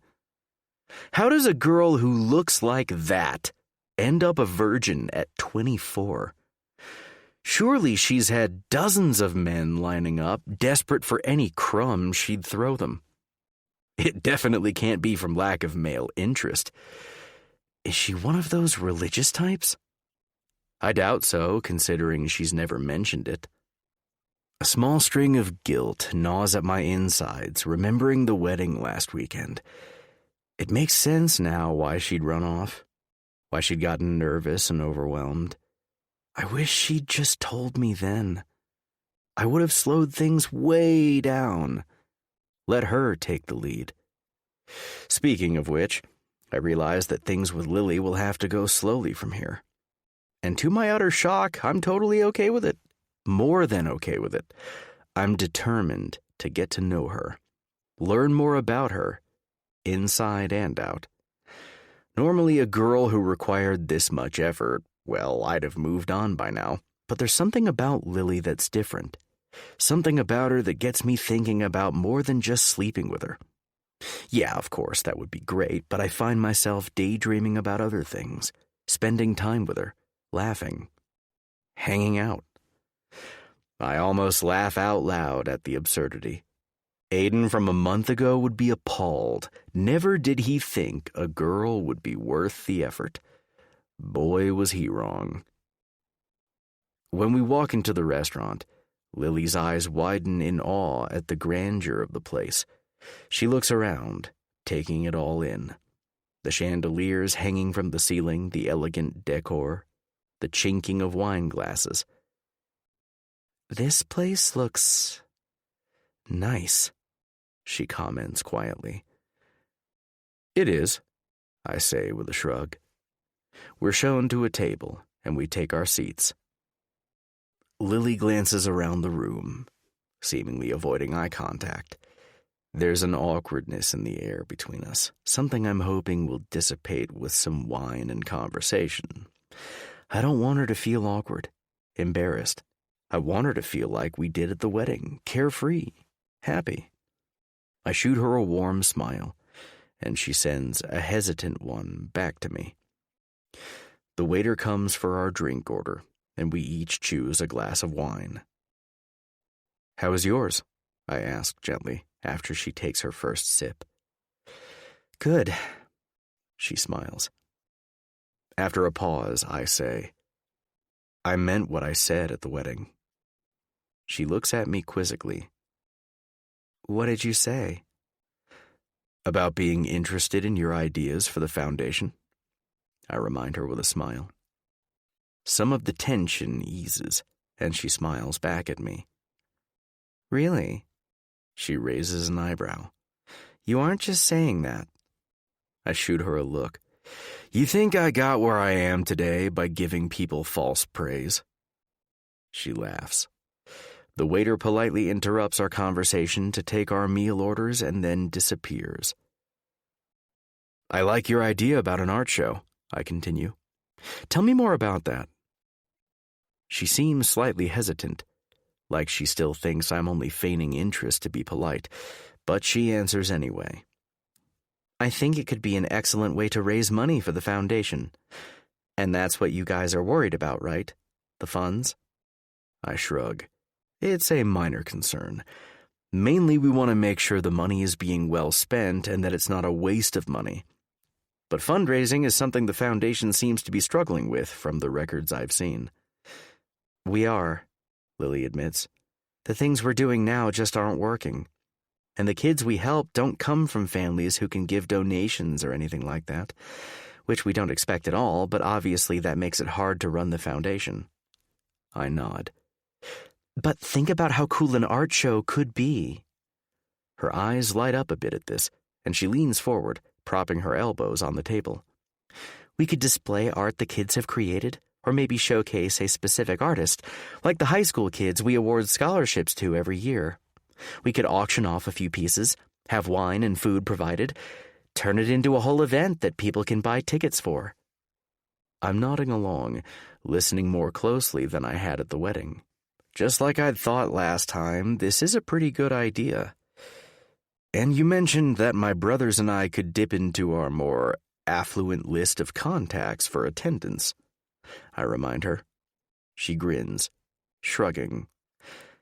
Why not? It's your mother's foundation, after all. It's meaningful. And isn't that what rich socialites love? Attending meaningful events? I smirk. I suppose you're right. I'm always right, she says playfully, taking a sip of her wine. I chuckle. I'll try to remember that. Our food arrives shortly, and we dig in. After a few bites, I say, I really like this idea, Lily. I really do. She meets my gaze, hesitant hope in her eyes. Let's make this happen. You and me. Chapter 13. Lily. When we finish dinner, we get into Aiden's car, heading back toward the foundation. But when Aiden pulls out into the road, traffic eastward looks like a nightmare. A line of red taillights shows cars backed up for seemingly miles. He huffs in mild frustration. Traffic here is so unpredictable. I nod, staring out the window. You know, my place isn't far from here. You could just drop me off at home, and I can get an Uber to work in the morning, I suggest. He glances over at me. You sure? I nod. He manages to pull off onto a side road and turn around, and I tell him which direction to head in. And don't worry about calling your own Uber in the morning. I'll set one up for you, he says offhandedly. I chuckle in surprise. You don't have to do that, I protest. He holds up a hand. I took you on a date and wasn't able to get you back to your car. I'll call your Uber in the morning. He says it in a way that assertively ends the conversation. Thank you, I finally say with a soft smile. I continue to give Aiden directions as we near my apartment. When he finally pulls into the complex parking lot, he parks in front of my building. I'll walk you to your door, he says, hopping out of the car. I shoot him a shy smile as we make our way up the steps to my apartment door. We stand awkwardly for a few heartbeats, neither of us seemingly wanting to say goodbye. I glance at the time on my phone. It isn't all that late, and I've had a wonderful time with him so far. Would it be weird to invite him inside? Do you want to see my apartment? I finally blurt out. He smiles. See where Lily Richards spends her evenings? I'd love to. I laugh, unlocking my door and stepping over the threshold. I flip the lights on, stepping aside so Aiden can enter, and then closing the door behind him. He walks farther in, looking around. The apartment is small. The main room constitutes as a living room and kitchen space, with nice large windows over the couch on the far wall. My bedroom and bathroom are off to the right through 2 doors. Aiden quickly zeroes in on a painting on the wall. He approaches it, glancing over his shoulder at me. You did this. It isn't really a question, more of a statement. How'd you know? I laugh. It's like your other ones at the foundation, he says, turning back to it. You use similar colors, similar ways of expressing things. I walk up beside him, looking at the painting as well. I did it in college. It's of the fields by my parents' house where I grew up. Aiden cocks his head. It's beautiful. I can feel myself blushing, and I hope he doesn't notice. Thank you. We stand like that, side by side, our arms barely touching, for a few heavy minutes, silence hanging around us. I keep glancing sideways at him, at the sharp edges of his jawline, the 5 o'clock shadow on his skin, at his hands in the pockets of his dress pants. I feel that familiar longing I'd felt at the wedding, the desire for his hands to be all over me, to do what they'd done only a few nights ago. Aiden turns to me, as if feeling the air change between us. His eyes search mine. For what? I don't know. Is he thinking the same thing I am? And as the tension between us grows, torn between right and wrong, desire and need, I do the only thing I can think of. I span the distance between us, grab the collar of his shirt, and I kiss him. He freezes, and for a split second I think I've made a terrible mistake, that I've misread the situation, that I've ruined everything. But then his hands grip my upper arms, and he kisses me back, hard, desperate, as if he is suffocating and I'm the only air in the room. We stumble backward, nearly tripping over each other until my back hits the wall. I throw my arms around his neck, pulling him closer to me. His tongue swirls against mine as our kiss deepens. His hands roam up, over my shoulders, my neck, and into my hair. His touch is gentle, sweet. I breathe in the scent of him, cologne, sweat, and purely Aiden. Then he pulls back, his gaze meeting mine, our faces inches apart, breathing heavily. There's a question in those deep blue eyes. Lily, he breathes. I want to make sure you're okay with everything. I nod, staring up at him. I'm not ready for sex, but I had to kiss you, I whisper. He nods. We won't do anything until you want to, he declares. What we did at the wedding, were you okay with that? He searches my gaze genuinely. I nod. I was. He smiles, leaning down to plant a soft kiss right below my ear. Let me make you feel good, Lily, he whispers, his breath hot against my neck. I sigh. Can I make you feel good? He asks. Yes, I breathe. Still pressing kisses down my neck, he reaches up to gently unbutton my blouse. In a few moments, he's sliding it off my shoulders, revealing a pink bralette. His hands skim up my arms, across my shoulders, stopping at the strap of my bra. He seems hesitant, worried almost, as if afraid he might break me. I look up at him. "Touch me," I whisper. His breath hitches in his throat, his eyes alight with desire. He slowly slides the strap of my bra off my shoulder, then reaches around to unclasp it in the back. It falls to the floor. His hands slide across my arms to cup my breasts, and I sigh. "Fuck," Aiden whispers, looking down at me. He draws a soft finger down my neck and chest, then over my breasts, making low circles on each one, ending with a soft pinch of my nipples. I gasp quietly at the sensation. He leans down, his breath hot against my chest, taking a nipple into his mouth and running his tongue softly over the bud. I arch my back into him, squeezing my eyes shut in pleasure. His hand finds my other breast, massaging it gently. Fuck, I'm so wet. I'm imagining him plunging deep inside of me, filling my aching pussy. I want him so badly. I've never wanted someone so badly. I actually want Aiden to fuck me. He continues to flick my nipple with his tongue, causing me to moan and writhe in pleasure. It's almost torture. He lifts his head and shoots me a devilish smile. I'm panting from the sensations, my chest rising and falling, my nipples hardened into tight, erect buds. I reach up to grasp the back of his neck and pull him down into a kiss. He devours me, kneading my breasts as he kisses me deeply. I moan into his mouth. Suddenly, allow the music to steady your thoughts and soften your emotions as we prepare to return to the narrative.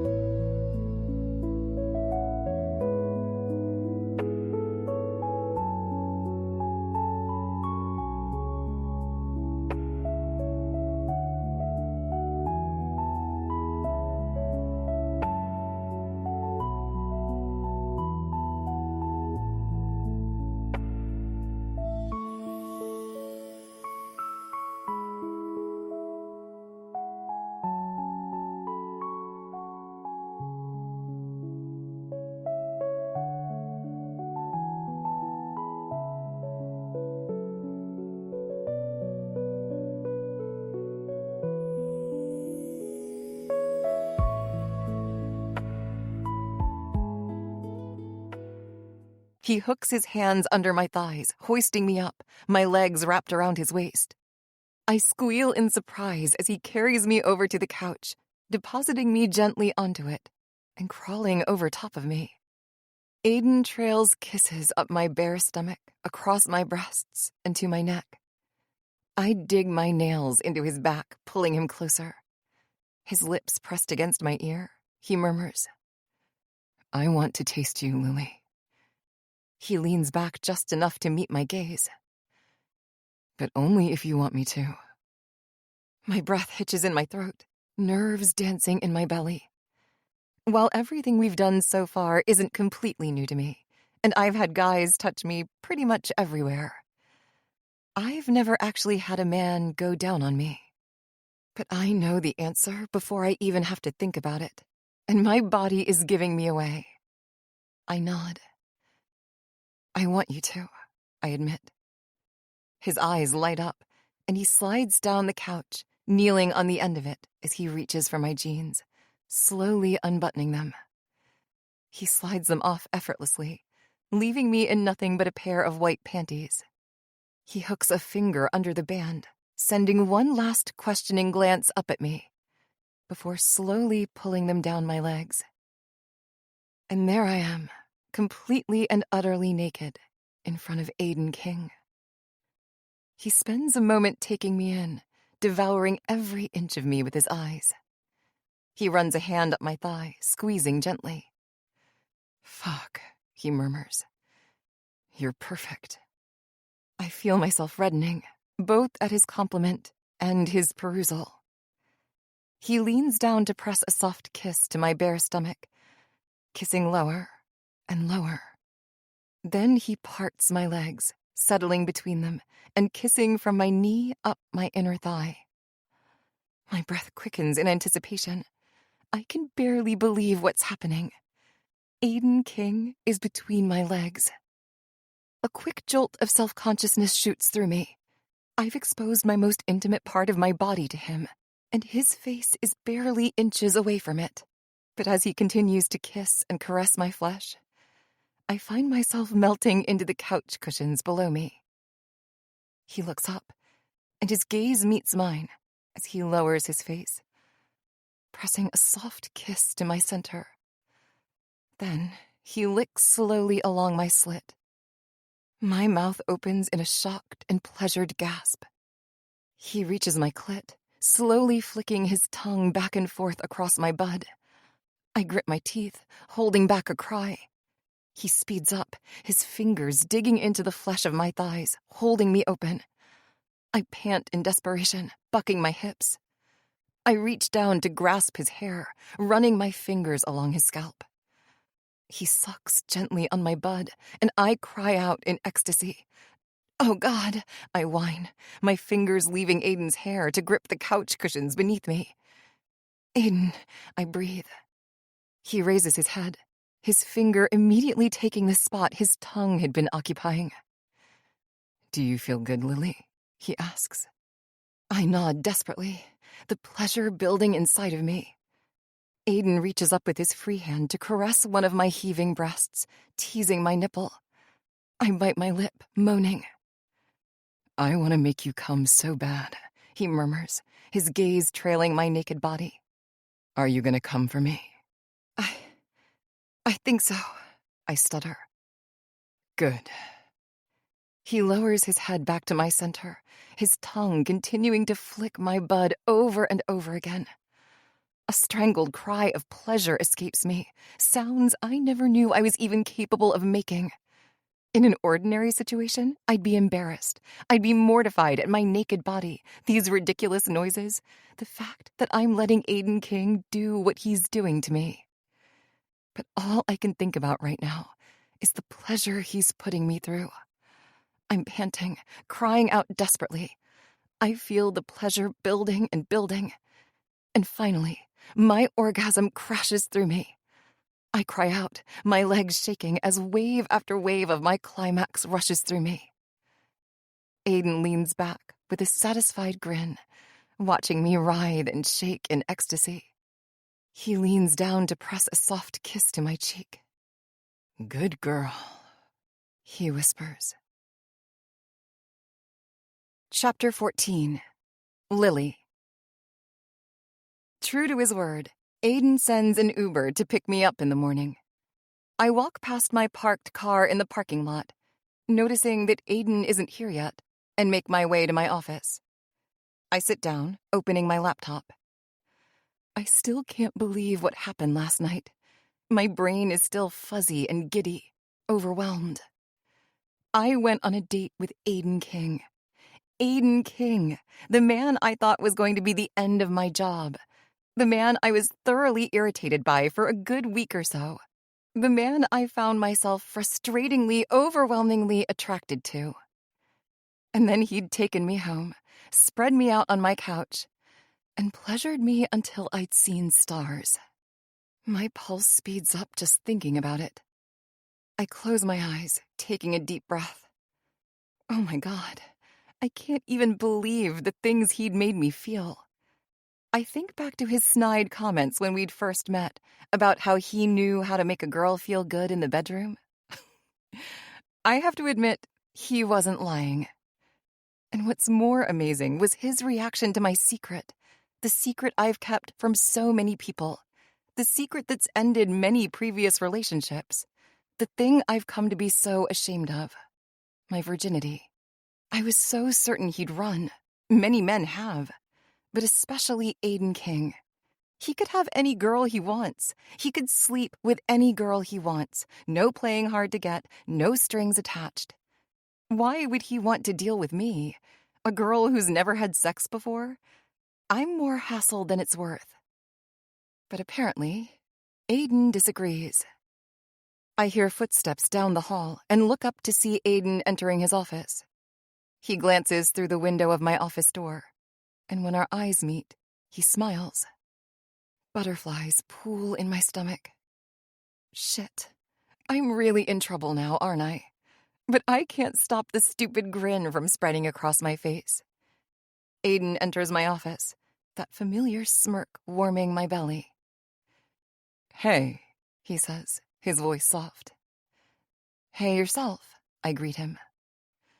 "I thought if you didn't have anything more pressing today, we could go over that art show idea. Make some actual plans," he suggests. My eyes widen in pleasant surprise. Even though we've talked about the idea a few times, I'm still shocked that he's actually wanting to go through with it, pour hours and time and money into it. I nod. "Yes, that'd be great. Mind if I join you in here?" My smile widens. "Go for it." The hours pass easily as Aiden and I go over more ideas for the Maria King Foundation art show. He pulls out lists of names to invite, event companies to hire, and I go over art show protocols, speeches, and auction etiquette. We choose a date at the end of the month. I worry it's too soon, but Aiden assures me he can rally up enough attendees. Besides, he reminds me, the Foundation's art shows are going to be a regular installation, a new part of the fabric of King Tech and the Maria King Foundation. "What about the actual art?" Aiden asks at one point. I nod, thinking. There are lots of options. We could find a local artist willing to donate some of their work, or we could showcase some of the students' art. "This first show has to be good," Aiden presses. "It has to be really impressive." I find myself laughing. "You don't believe in the students here?" He snorts. "I'm sorry, it's not that. It's just, I really want this to succeed." He pauses for a moment, looking at me. "I want you to succeed." Slightly taken aback at the sincerity of his statement, I look away, smiling. "It'll succeed," I assure him. "Don't worry." Chapter 15. Aiden. As the day draws to a close, I glance up at Lily from across the desk. Last night had been incredible. I'd spent the rest of the evening imagining her naked body, the sounds she'd made, and jerking myself off to it in the shower. I hadn't asked for any return of the favor. In fact, when she'd asked if I wanted her to, I'd simply shaken my head. She'd looked so confused, so shocked. It almost made me laugh. But I hadn't wanted her to feel uncomfortable, out of place. All I'd wanted to do was pleasure her, to focus on her, and that's exactly what I did. And spending all day with her today, going over work stuff at that, had been so easy, like breathing. I find myself laughing over the stupidest things that don't matter, things that are just silly. I see Lily glancing at the time on her phone. It's definitely past 5 at this point. "We should probably call it a day," she says, glancing up at me. "Come to my place," I say, without thinking. I don't know what's come over me, but I'm desperate to see more of her, to spend as much time with her as possible. I've never felt this way about a woman before, not like this. "We can have dinner and wine." Her eyes widen in surprise, but then she smiles to my relief. "I suppose I could be convinced," she says coyly. I chuckle. "Oh, I'll convince you." Delighted surprise flashes across her face before she stands, gathering her coat and purse. "Okay, Casanova," she says with a laugh. "Lead the way." I insist upon driving, and her slight protests are met with, "I'll call you an Uber home and another one to work in the morning."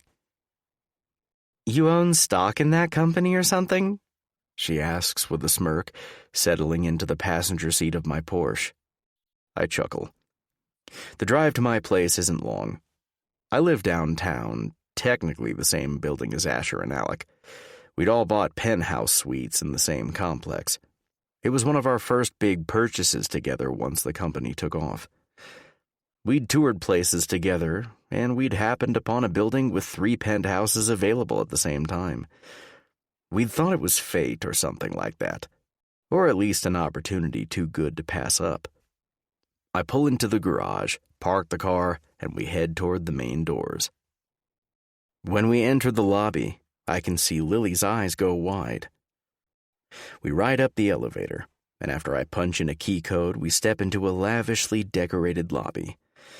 My unit is to the right, so I open the door and step inside, holding the door for Lily. Her mouth drops open when she takes in the side of my apartment. I'll admit it, it's pretty nice. Floor-to-ceiling windows cover the entire living area, showing off a beautiful view of downtown Seattle.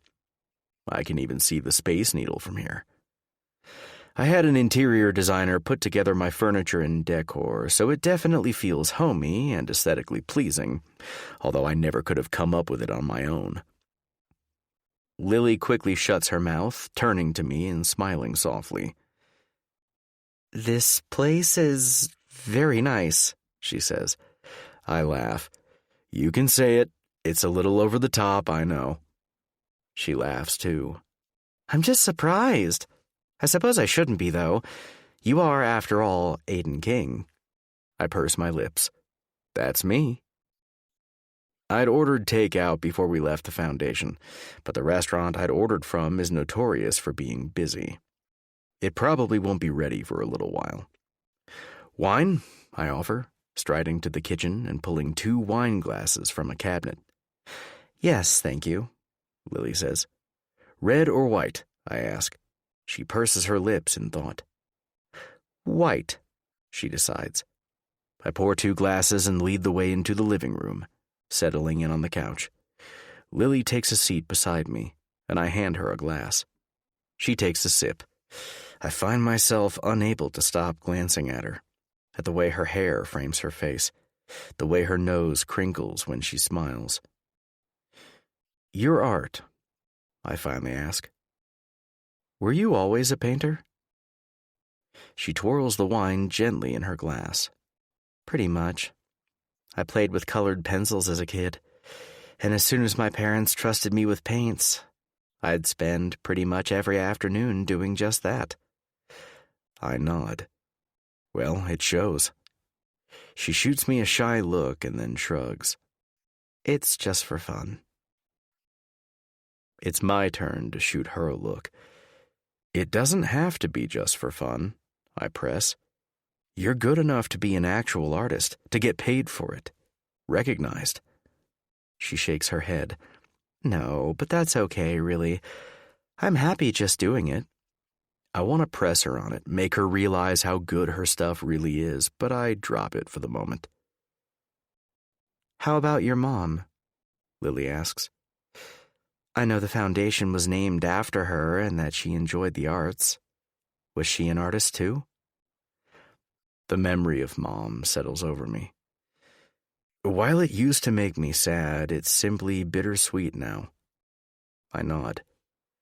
She painted too. Well, she did just about everything. I laugh. Painting, sculpting, knitting. If it was artistic, she did it. Lily smiles. I stare down at my wine. She'd be happy to know the foundation is doing good. Lily's expression softens. "So you do think it's doing good? You believe that? After all your research through our expenses and files?" She chuckles softly, but I can tell it's a genuine inquiry. "I do," I admit honestly. "The testimonies from college kids we've given scholarships to. The community it's created for kids and families." Lily smirks. You said you only cared about the financial records. I roll my eyes. I do care about the financial records. Doesn't mean I didn't look through the file you emailed me labeled Student Success Stories. Lily laughs, setting her drink down on the coffee table. I suppose that was a bit heavy-handed. I shrug. It got the job done. And what about you? Lily asks. Any artistic tendencies get transferred to you? I snort. Not an iota. I'm all math and business. I suppose that's part of why King Tech got to where it is. Lily cocks her head. You're probably right. She tucks her knees up under her, leaning over and snuggling against me. Butterflies clamor in my stomach, and I reach my arm around her, tucking her closer to me. I gaze down at the top of her head, reaching up to gently run my fingers through her golden hair. We stay like that for a few moments, Lily leaning against me while I play with her hair. After a while, she angles her head up to meet my gaze, and I see something in her eyes, something I can't quite identify. Nerves? Excitement? Both? You know, she says softly, you didn't let me return the favor last night. I'm momentarily puzzled until the realization settles over me. What we'd done last night, or really what I'd done. I smile. I didn't want you to feel pressured, I admit, and I still don't. That's it? She presses. I raise an eyebrow at her. You don't think I wouldn't have liked it, do you? I laugh.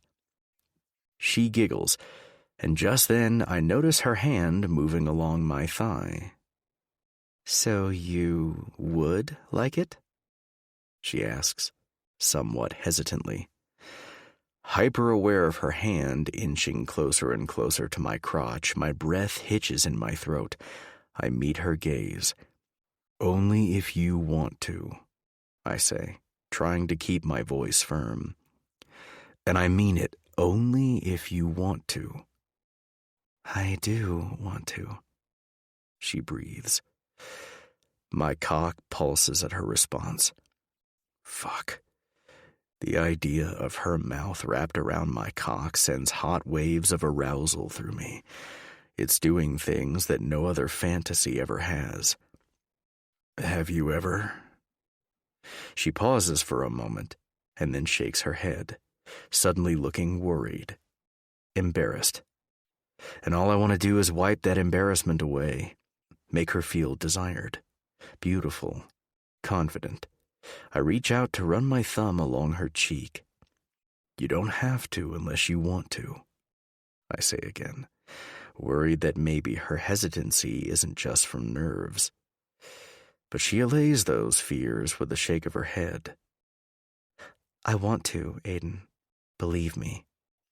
With that, she slides off the couch, positioning herself between my knees.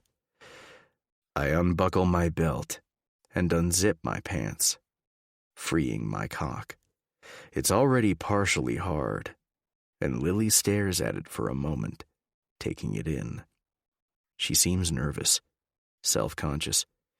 She looks up to meet my gaze before reaching out to grasp the base of my cock in her small hand and guiding her mouth to it. Staring at the base of my cock just above my balls, she takes a long, slow lick all the way to the tip. I sigh, my cock hardening even more. She licks her way to the base and then to the tip again, and then, her eyes still glued to mine, she opens her mouth and slides my cock inside. Fuck, I breathe, reaching out to grasp the couch cushion beside me. Lily slowly starts sliding her mouth along my cock, in and out, her tongue twirling the tip. A deep groan escapes me. She'd claimed to have never done this before, but for a girl so inexperienced, she sure as fuck knows what to do. She picks up speed a bit and my cock twitches, pleasure coursing through me. Moaning softly, I take in the sight of her, Lily on her knees between my legs, her lips stretched around my thick cock as she takes it deep into her throat. What a good girl. I throw my head back, closing my eyes. Oh, God, Lily. Yes. I groan.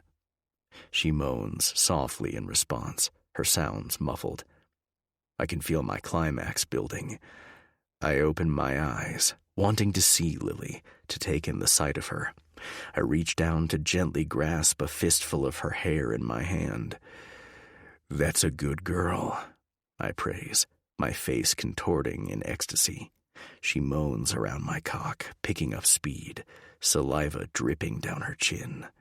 A deep moan escapes me as my climax hits, my liquid spilling out of me. Lily sputters in surprise, my cum spraying across her chin and down the front of her. I sit up in shock, taking in the sight of her. Fuck, I should have warned her. She'd said she'd never done this. Most girls I've been with just swallow it. Or if they want to be cummed on, they ask for it. I don't usually do it by surprise. I'm sorry, Lily says quickly. I wasn't really expecting. And suddenly she bursts into laughter. The shock slowly evaporating, I laugh too. I don't know what I was expecting, she says, her laughter growing more contagious. Her giggles fill the room, causing me to join in with her. Still laughing, I lean down to take her face in both of my hands, pressing a kiss to her forehead. I'll get you a t-shirt, I say. Chapter 16. Lily. Standing in Aiden's bathroom, I look at myself in the mirror. The t-shirt he'd given me hangs halfway down my bare thighs. My discarded clothing lays in a pile on the floor. I'd been so nervous to go down on him. Well, I've done other stuff with guys. Giving a blowjob isn't one of them. But by the way he'd reacted, he seemed to have enjoyed it. At least, I hope so. Doubt and self-consciousness are beginning to creep in, but I try to push it away. What's happening with Aiden is wholly unexpected and exciting and wonderful. I don't want to ruin it with my overthinking. Taking one last glance at myself in the mirror, I leave the bathroom, stepping back out into the living room. I still can't get over the grandeur of this place. The sheer size of it, for an apartment in downtown Seattle, is absolutely insane. I suppose he is Aiden King, though. Aiden is sitting on the couch and immediately turns his head when he hears me enter. His gaze slides along my body, lingering on my bare thighs, a soft smile on his lips. He stands, approaching me. I smile shyly, smoothing the t-shirt out over my hips. Aiden reaches me, sliding his hands along my waist, gazing down at the outline of my hips. "Fuck, you look good in my t-shirt," he murmurs. I giggle. Aiden's hands squeeze my waist gently. Then they find their way underneath the t-shirt I'm wearing, brushing against my bare skin. I suck in a soft breath. His hands travel upward, skimming over my bra. He chuckles. "Why are you still wearing this?" I shrug with a small laugh. His hands snake around to my back, where he deftly unclasps my bra. With some help from me, he slips the straps down my shoulders, pulling the bra out through one of the large sleeves of the t-shirt. His hands immediately go to my breasts underneath the shirt, his thumbs gently toying with my nipples. I open my mouth, taking in a shuddering breath. Aiden lowers his lips to my ear. "You didn't think that after what you just did to me on the couch, that I wouldn't be turning you into a whimpering, moaning little puddle, did you?" A soft breath escapes me in response. Suddenly, Aiden bends down to hook an arm under my knees and back, lifting me into the air. He strides across the room and through a doorway, flipping on the light switch as he enters. The room is obviously his bedroom, A large king-size bed sits in the center of it, complete with a matching dark blue comforter and pillow set. So coordinated for a single man. The light overhead is warm, not like those horrible fluorescents you find in most apartment buildings. I expect him to throw me down on the bed, but instead he simply sits on the edge of it, setting me down so I'm standing in front of him. And then he spins me around, depositing my ass right on his lap. He spreads his legs, then reaches down to grab my thigh. "Take your underwear off," he says softly. Without thinking, I do as he says, reaching under the t-shirt to grab the hem of my panties and slide them down my legs. I toss them gently with my foot, and they land a few feet away. Aiden presses a kiss to my neck, gripping my thigh with his hand and squeezing. "Throw your legs over mine," he instructs, and with his help, I do as he says. It's then that I see the mirror right across from us. A full-length mirror, the kind you check your outfit in before heading out for the day. Only instead, I'm faced with a vision of my legs spread over Aiden's lap, his t-shirt hiked up to my stomach, my pussy on full display. I can't help but gasp at the sight of me, at how utterly dirty this feels. Dirty, but delicious. Aiden rests his head against mine, meeting my gaze in the mirror. There's that smirk again, that devilishly handsome smirk that's made me tumble down a hole I'm afraid I'll never get out of. "See how pretty you are, Lily," he whispers in my ear, gently running a finger up the inside of my thigh. My mouth parts, my eyes glued to the reflection of his hand in the mirror, slowly nearing my center. My body is alight with electricity, every nerve on fire. And as I watch what Aiden is doing in the mirror, I know that he's watching what I'm doing too. How my body shakes in anticipation. How my legs are spread wide and eager for him. My center on complete and full display. Pretty, he'd called it. Aiden's other hand reaches around me to grasp one of my breasts through the fabric of the t-shirt. He gently massages my nipple, causing me to moan softly. "That's it," he murmurs, his breath warm against my ear. His finger continues moving slowly toward my center, agonizingly so. I can see how wet I am in the reflection of the mirror. I'd be embarrassed if I weren't so desperate for him to touch me. Touch me anywhere, everywhere. Do everything to me. Aiden slides a slow finger along my slit, and when he reaches my sensitive bud, I gasp in pleasure. He presses soft kisses along my neck, kisses that slowly turn into little nibbles. He starts rubbing my clit, drawing slow circles and eliciting deep moans from within me.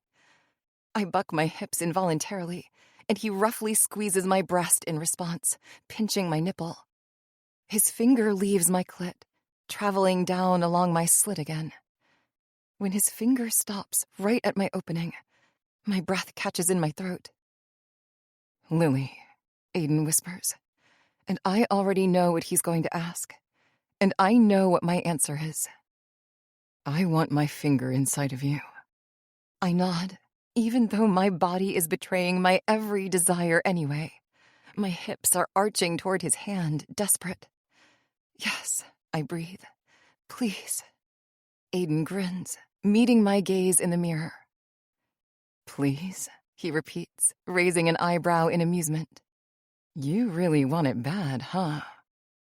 I bite my lip and whimper softly in response. His gaze darkens in desire, and his finger presses gently against my opening. Then, slowly, he slips inside of me. I gasp in pleasure, arching my back. "Yeah," he prompts, slowly pumping his finger in and out of me. "You like that?" "Yes," I breathe, closing my eyes and leaning my head back against him. He inserts his finger deep inside of me, curling it upwards as he pulls out. A blinding pleasure erupts, and a high-pitched moan fills the room. "That's a good girl," Aiden murmurs in my ear. I open my eyes to see my reflection in the mirror, The desperation on my face, Aiden's hand against my center. It's only now that I see he's added another finger, pumping them in and out of me, curling his fingers every time. I open my mouth, a strangled cry escaping me. I grip Aiden's arm and his thigh beneath me, searching for anything to anchor me. I'm panting desperately, the pleasure building and building. Aiden, I whine. He kisses my neck, then nibbles at my ear. Be my good girl and come for me, he says. I nod. He leans down, resting his cheek against mine. Look at me, he orders. I meet his gaze in the mirror, his eyes dark with desire. Look at me while you come, he says, his voice steady and commanding. I nod. Yes. His hand that had been massaging my breast lowers, finding my clit, while he continues to pump his fingers in and out of me with the other hand. I cry out, struggling to maintain eye contact with Aiden as he'd instructed. Good, Aiden tells me. That's good. I nod, feeling myself getting closer and closer. Oh, God. Aiden, I whimper. He nods, smiling softly at me. Let it happen, sweetheart. And with that, my orgasm crashes over me. I cry out, collapsing against him, my legs shaking. Aiden immediately wraps me up in his arms, pulling me against his chest as waves of my climax flow through me. After a few moments, I finally look up at him, cradled against his chest. He grins down at me. Stay here tonight, he whispers. And for the first time, I think I see a flash of worry in his face, as if he's afraid I might refuse. I bite my lip. Okay, I say, a grin spreading across my face. I'll stay. His smile widens, and he glances over his shoulder at the bed we're sitting on. In case you couldn't tell, I have pretty much the nicest bed money can buy, he says. So, you're guaranteed to get the best sleep of your life. He shrugs. Right after the best orgasm. A shocked laugh escapes me, and I slap him playfully on the chest. Am I wrong? He asks, widening his eyes at me. I can't help it. I can feel the blush spreading across my cheeks. I look away from him, refusing to meet his eyes. No, you're not wrong. Chapter 17. Lily. A soft light shines across the room, and I scrunch up my face, wondering if I had forgotten to draw my curtains last night before going to bed. With a deep sigh, I roll over, only to remember that I'm not at home. I'm not in my bed. I'm in Aiden King's. He's sleeping beside me on his side, his arm thrown over my waist, his hand resting on my hip. I stare at his sleeping form, his chest rising and falling. I smile softly. I shift again, and this time it wakes him up. He opens his eyes, and his gaze lands on mine. A smile spreads across his face. How'd you sleep? He asks, his voice deep. Best sleep of my life. Told you so. I giggle. What time is it? Doesn't matter, he responds, reaching out to wrap me in his arms and pull me against his chest. I chuckle. What about work? He nuzzles into my neck, his voice muffled. I don't care about work. Well, I do, I say, playfully elbowing him. He responds by tightening his grip around my waist. Technically, I'm the boss, so I can declare today a no-work day. He nibbles on my ear. Okay, boss. And what about all the work that won't get done today? But instead of answering, Aiden snakes a hand down my belly and in between my thighs. I laugh in shock, but it's quickly cut off when he finds my center, rubbing gently against my clit. I suck in a breath. Aiden, I breathe. The time. Shh, he whispers in my ear. No one's gonna die if we're an hour late. Chapter 18. Aiden. Lily and I arrive at work around 9:30 a.m. The receptionist, Monica, I believe is her name, definitely gives us a once-over when we walk through the door together, and Lily shoots her a look. From their interactions, I know they're friends. I wonder if she'll be honest with her about what's gone down between us. I simply smirk and head off to my office. Lily settles in across the hall from me, smoothing her hair as she often does. I find myself looking up from my desk, across the hall, to hers, and catching her eye. God, I love the way she blushes so easily. Her cheeks turn this adorable pink color and she bites her lip. Shaking my head, I try to focus. Later, my phone buzzes on the desk, and I look down to see a call from Asher. "Hey," I answer. "I've been meaning to check in with you about the foundation," he says, getting straight to the point. "Aren't you supposed to be on a honeymoon?" I shoot back. Asher chuckles. "They get cell service in the Bahamas, believe it or not. Olivia's at the spa, and I'm just hanging out by the pool. Thought it would be a good time to call." I roll my eyes, laughing.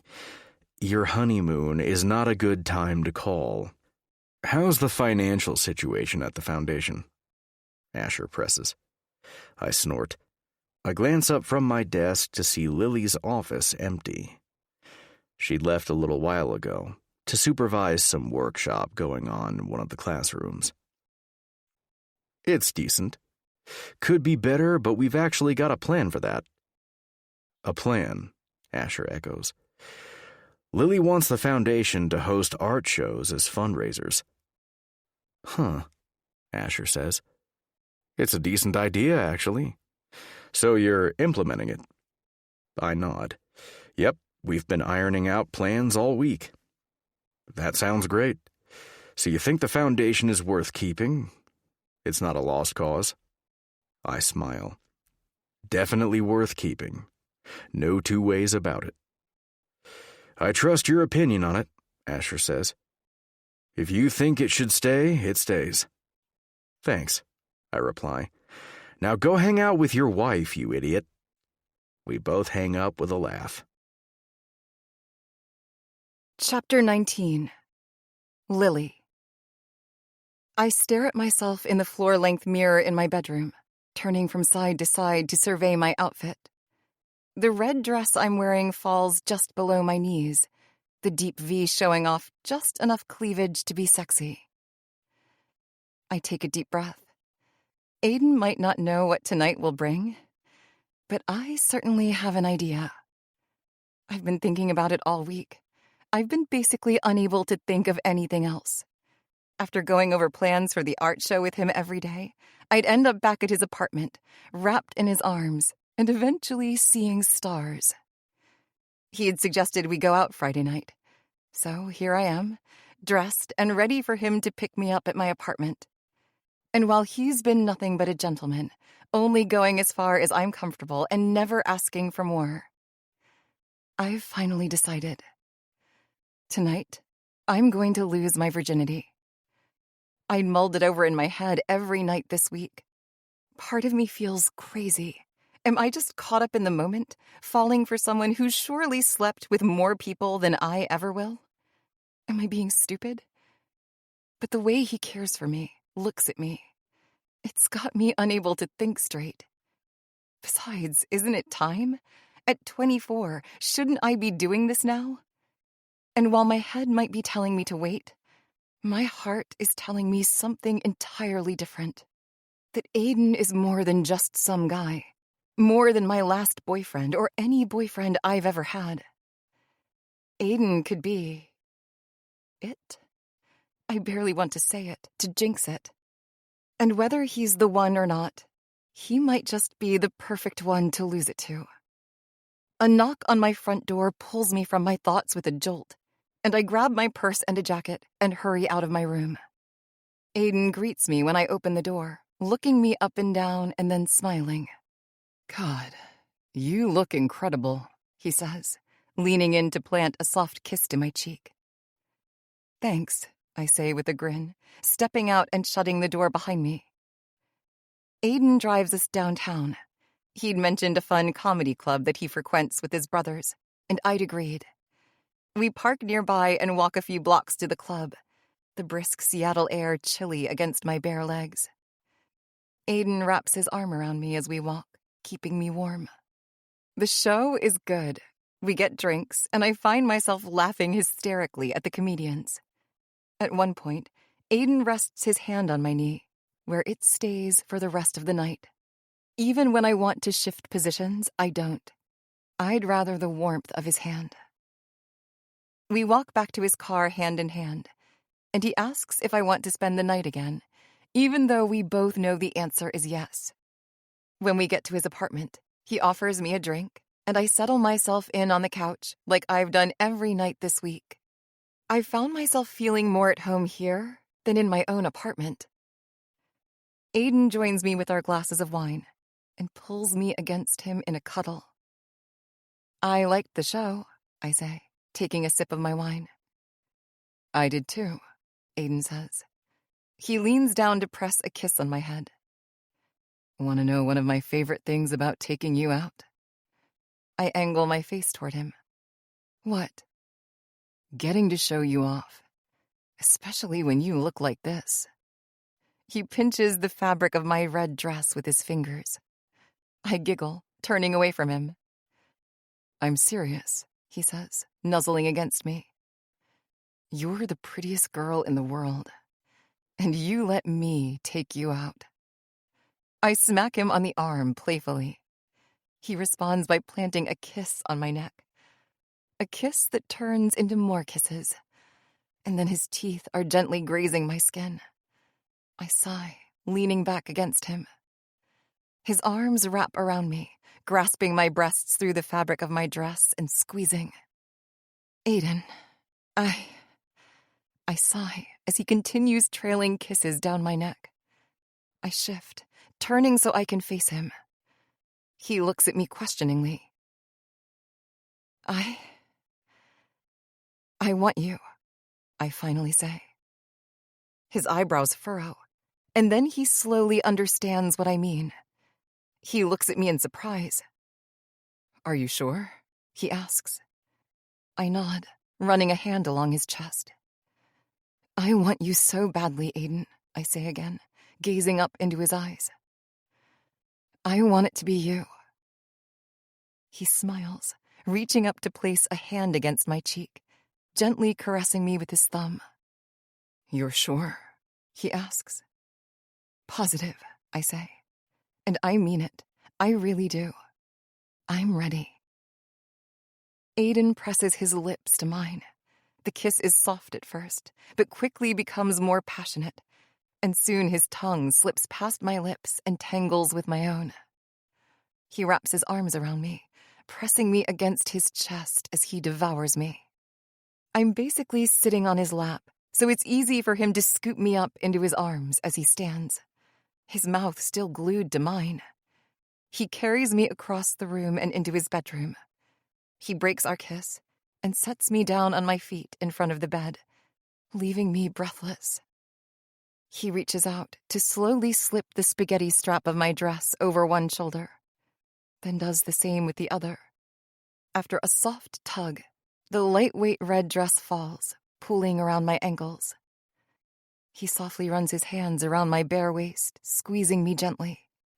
Then his hands slide up to the clasp of my bra, undoing it and pulling it free. He tosses it to the side. He takes a moment to stare down at my exposed breasts before grabbing the waistline of my panties and sliding them down my legs. I step out of them, leaving me completely and utterly nude. Slowly scanning my body, Aiden takes a small step back and begins undressing. He unbuttons his shirt, removes his belt, then steps out of his pants. When he removes his underwear, I can see he's already hard. While I've seen him naked before, hell, I've sucked his cock before. It's different this time.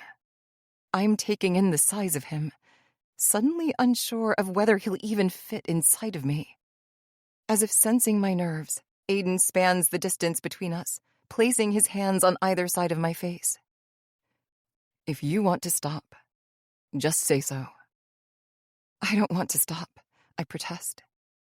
He smiles. If you change your mind, tell me. I nod.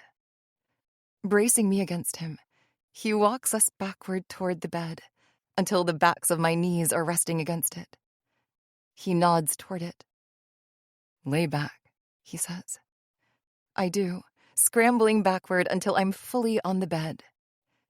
Aiden crawls over me, his gaze glued to mine. Then he leans down and presses a soft kiss to the flesh between my breasts. Looking up and meeting my gaze once again, he slowly presses kisses along my breasts, eventually reaching my nipple and taking it into his mouth. He sucks gently at first, then increases the pressure. I sigh deeply, sinking into the bed below me. He flicks my nipple a few times with his tongue before moving to my other breast, taking it in his mouth and sucking.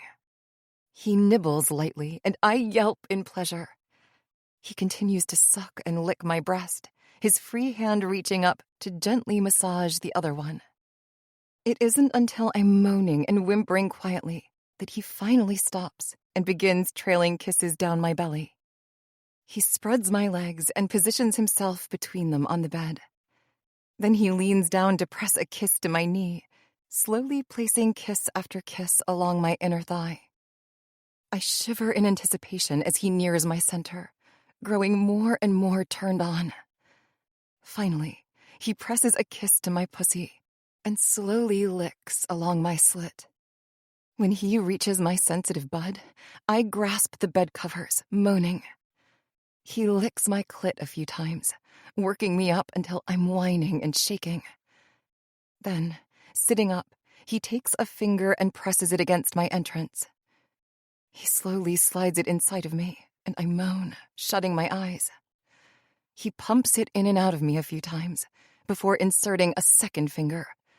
He curls it against my G-spot, and I cry out, bucking my hips.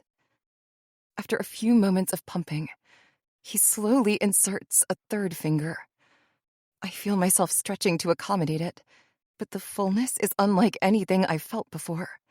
I open my mouth in a wordless cry, gripping the bedsheets. Does that feel good, baby? He murmurs.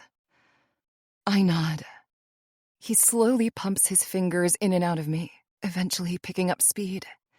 He leans down toward me, still fingering me, to softly kiss my collarbone. Are you ready for me, sweetheart? He asks, raising his head to look in my eyes. A small part of me panics. This is it. It's happening. But looking into Aiden's eyes, I know it's right. I nod. Yes, I breathe. Do you have... He smiles. He slides off the bed, walking to his nightstand to pull a box out of the drawer. He grabs a condom out of it, opens it, and slides it on. Then he crawls back on the bed and positions himself over me. I spread my legs, wrapping them around his waist. Resting on his elbows, Aiden stares down at me. Ready? He asks. Yes, I say with certainty. He maneuvers himself a bit, and I feel him at my entrance. I tense in anticipation, a twinge of nerves rushing through me. Aiden leans down to brush his lips against my ear, his breath warm on my skin. Relax, sweetheart, he whispers, and then he slowly slides inside of me. I gasp at the sensation of being stretched, at the twinge of pain. But slowly, I relax around him, getting used to the feeling of being filled. Aiden kisses my neck as he slowly pulls out, and then back in. I moan as he fills me for the second time, the pain replaced by sheer pleasure. I dig my nails into his back, holding onto him. I wrap my legs around his torso, desperate for more. Oh, Aiden, I breathe. Yeah, Lily, he asks as he slowly begins thrusting. Does my cock feel good? I cry out in pleasure. You're such a good girl, he murmurs into my ear, taking my cock like this. I whimper, both at the pleasure and at his words. He picks up speed, and I grip him tighter. He snakes a hand down between us, finding my clit and rubbing. I gasp, writhing beneath him. Oh, God, Aiden, I whimper. He's panting, his breath's coming more ragged now. I can see the pleasure in his face, the way he sets his jaw, frowns, as if he's almost in pain.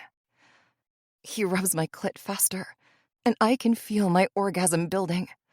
He pumps in and out of me, hitting my G-spot over and over again. The sensation is more than I can bear. My mouth open, I gasp and moan in absolute ecstasy. Aiden, I'm gonna come, I whimper. Good, he bites out, picking up speed. My climax crashes through me, and I scream, digging my nails into Aiden's flesh as my legs shake around him. He pumps just a few more times before finishing, collapsing on top of me, breathing heavily. With him still inside of me, I wrap my legs tighter around him, relishing the feeling of closeness as we catch our breaths. Aiden lifts his head to smile down at me. How was that? He asks gently. Best sex of my life, I answer. He laughs. Chapter 20. Lily.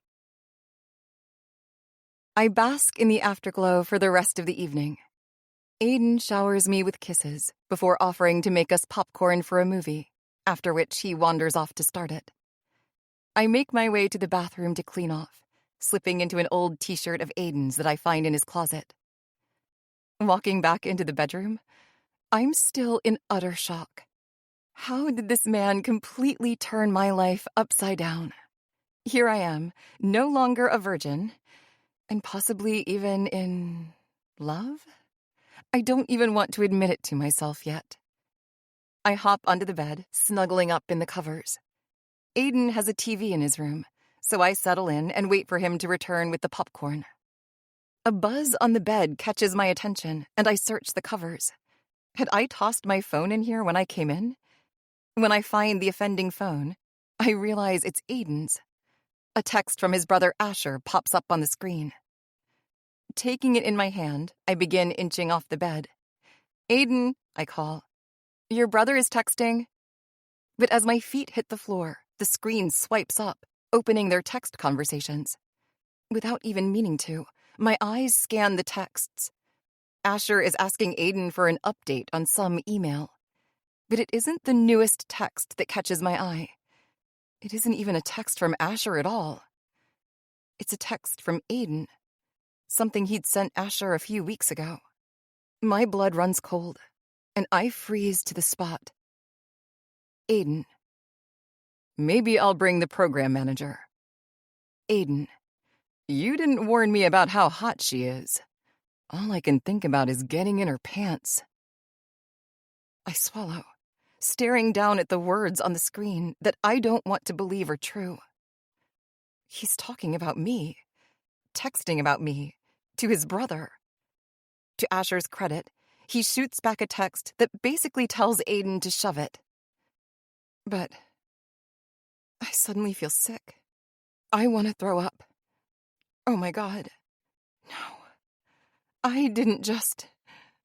Fuck. All this time, I thought Aiden actually cared about me. But all he wanted was to simply get in my pants. How could I have been so stupid? I'd known in my gut that Aiden was a player. I'd known from the second I'd laid eyes on him. And yet I'd allowed myself to get swept up in his games. And he'd gotten exactly what he wanted. Anger, hurt, and humiliation all burned through me. Suddenly unable to stand the thought of Aiden's t-shirt on my body, I pull it over my head, tossing it across the room. I grab my dress from the floor, pulling it back on. Suddenly, the bedroom door swings open, and in walks Aiden. He chuckles when he sees me. You know, I have shirts you can borrow so you don't have to wear that to bed. I turn to him, and he must read my expression, because immediately his smile drops. Lily, what is it? Was I just a game to you? I ask, but the words come out quiet and choked. What?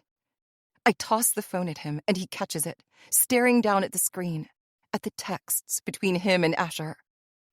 What are you? All I can think about is getting in her pants. I repeat the text out loud, my voice even this time. His gaze lands on the message, and his face falls. Fuck. He looks up at me, his expression desperate, pleading. Lily, it's not what? I snap. Real? You didn't send that? You didn't mean it? What? He swallows, opening his mouth, but no words come out. That's what I thought, I mumble, brushing past him and out the door. I hurry into the living room, grabbing my purse off the kitchen counter and making my way to the door. Aiden rushes after me. Lily, wait. Please don't go. Let me explain. It's not what it looks like. It's exactly what it looks like, Aiden, I cry, twirling around. You're a rich CEO who's used to getting whatever he wants. And I was just a stupid game to you. Well, congratulations. You won. Tears prick the corners of my eyes, but I hold them back. Please, he begs, reaching for me. But I yank my arm away. Fuck you, I mutter, slipping on my shoes and throwing open the front door. I slam it and run down the hallway before he has time to come after me. It isn't until I'm in the elevator that I let myself cry. Chapter 21. Aiden. I don't think I've ever fucked up this badly. Or at least felt this badly about something I fucked up. I stare down at my phone in my hands. When Lily had run out last night, I'd hesitated only a second before rushing after her, but she'd made it down to the lobby and was already hailing a cab by the time I managed to catch up to her. I'd called her over and over again, but she didn't pick up. I'd gone to bed feeling sick. I've spent all day calling and texting her. I just need a chance to explain myself, to explain how much of an asshole I was for sending that text. Because honestly, that's the only excuse I have.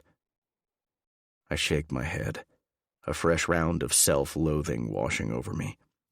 How could I have been so stupid? Why did I send that text to Asher all those weeks ago? What the hell was I thinking? And why was I even thinking it in the first place? Obviously, Lily is the most beautiful girl I've ever seen, and obviously I wanted to sleep with her, but why the hell did I have to act like such a prick and pretend that's the only thing about her that mattered? Because if I'm honest with myself, it was the only thing I cared about at the time. All I wanted was to get in her pants, and that's what makes this so hard. Lily wasn't wrong about me. It's just that I've changed. The more time I spent with her, the more I realized that I cared about her, liked her, enjoyed her company, even more. But does it even matter now? Will she give me the chance to apologize?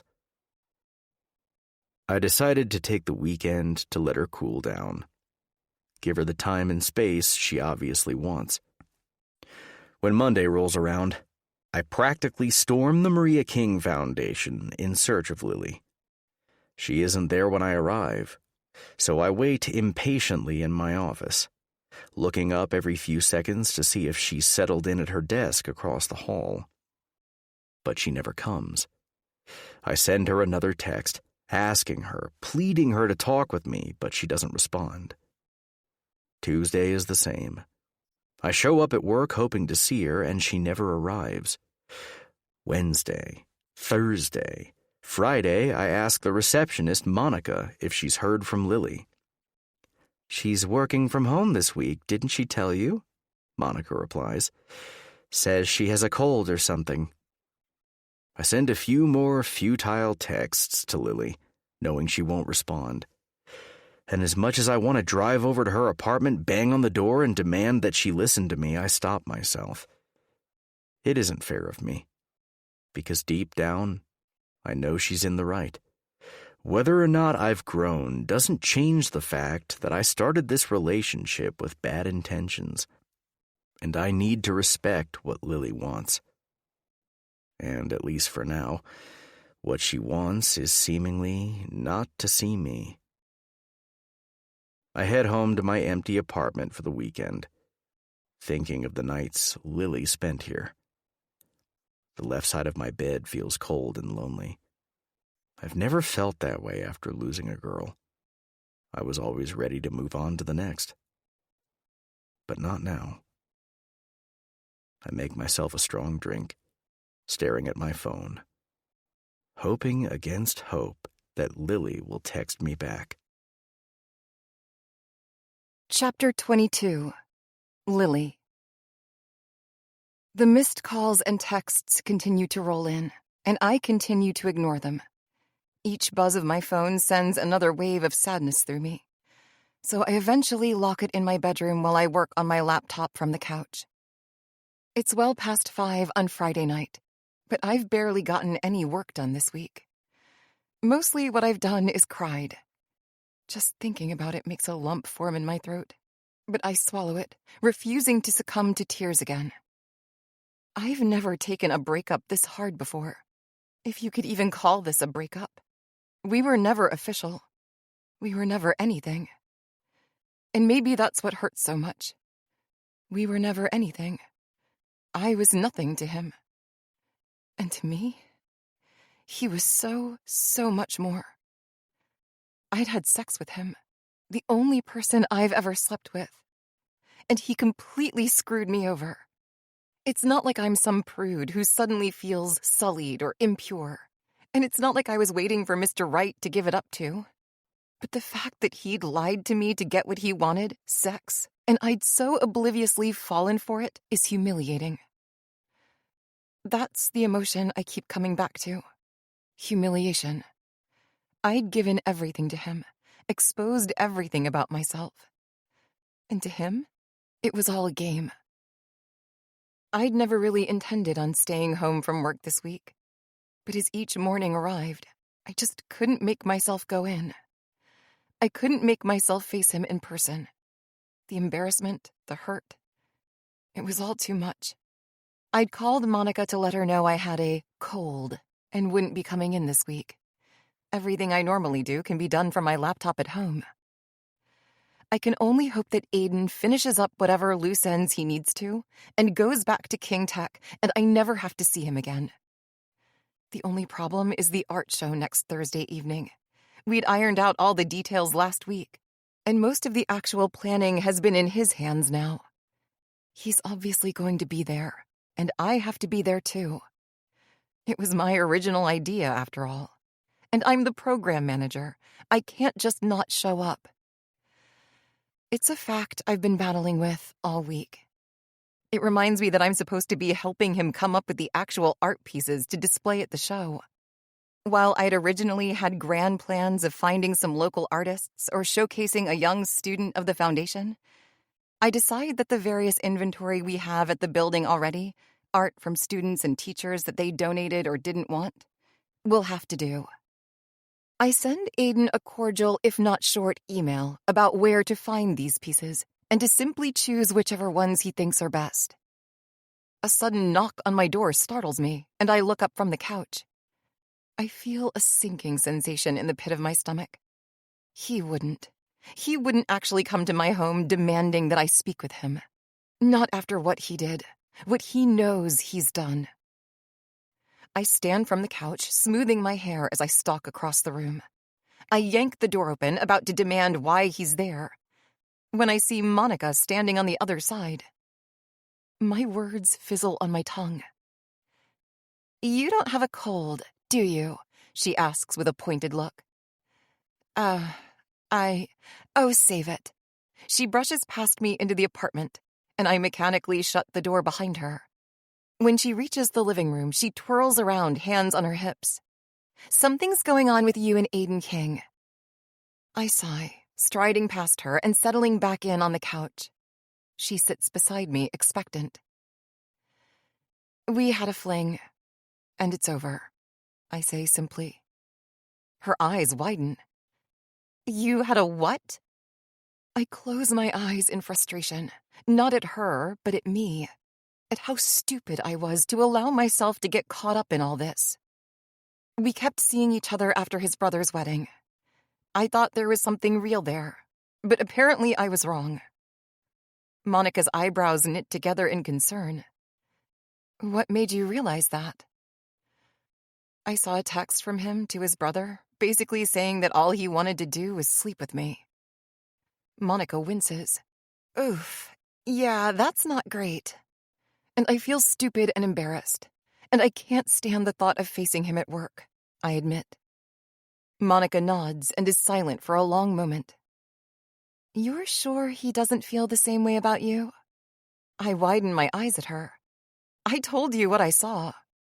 She purses her lips. True. It's just that he's seemed completely not himself this whole week. He asked where you were. That's when I realized something was up. If you really were sick and your relationship with Aiden was strictly professional, you would have emailed him and told him yourself. He's probably acting weird because he feels bad, or is worried this will somehow come back to bite him in the ass, I protest. Monica shrugs. Maybe, but he seems genuinely upset. I think back to the myriad of text messages and missed phone calls from him. A few to save face would be expected, but dozens? That could mean he does actually feel sorry. I lean back against the couch cushions, crossing my arms across my chest. It doesn't change what I saw. Have you talked to him? I pause. No. She purses her lips. I'm not saying he's in the right, but for your own peace of mind, it might be worth it to hear him out. After a moment, I finally nod. She's probably right.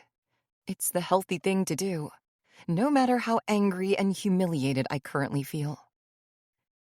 But in the meantime, Monica says, how about ice cream and a rom-com? I smile. Chapter 23. Lily. While Monica's advice is sound, I find it easier said than done. When Monday rolls around, I still can't summon the courage to face Aiden. And as the days tick by, I realize that I'll have to see him Thursday night at the art showcase. I've been fielding emails all week, making sure the preparations are ready and things are set up. Most of it has fallen to Aiden, being more experienced with event planning and all that. I'd always envisioned myself more involved, but I suppose I hadn't envisioned my heart being broken right beforehand and absolutely hating Aiden King's guts. The art show is being held at an event center downtown. It's one that King Tech has used on various occasions, apparently. That's what Aiden had said back when we were still on speaking terms. I smooth my black dress over my thighs and glance at myself in the mirror. The dress is tight around the top and flares to just below my knees. My hair is pulled back in a low bun with a few pieces framing my face. But no matter how many times I fix something in my hair or switch out a piece of jewelry, nothing calms the butterflies in my stomach. I'm seeing Aiden King tonight, the man who broke my heart. In the most humiliating way possible, I might add. A flash of anger courses through me, but I push it away. It's not going to help me now. I need to get through this event with grace and decorum, pretending like nothing is wrong. Aiden will eventually go back to King Tech, and I'll be left to continue my job. And hopefully these art shows. Everything will go back to normal. I just have to get through tonight. I take an Uber downtown to the event center. As soon as I step out of the car, those butterflies return with a vengeance.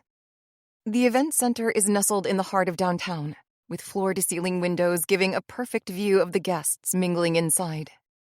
It looks like the perfect party. I steel my nerves, grip my purse in my hand, and walk inside. Despite my turmoil of emotions, I'm overtaken by the joyful ambiance. The lighting is warm, soft string music plays. Waiters pass by with trays of champagne, and the sound of conversation floats in the air. I stand there in awe for a moment, taking it in. My idea for an art show that I'd only been dreaming about has become a reality. And a beautiful one at that. Lily. A hand brushes my arm, and I turn to see Monica. She's beaming from ear to ear. I had no idea, Lily. Oh my God. Why didn't you ever tell me? I stare back at her quizzically. What are you talking about? Monica just shakes her head. She looks me in the eye, an expression of sincerity washing over her face. They're gorgeous. Something catches her attention, and she notices a friend calling her from nearby. I'll be back, she says, giving my arm a squeeze before disappearing into the crowd. A waiter appears, offering me a glass of champagne.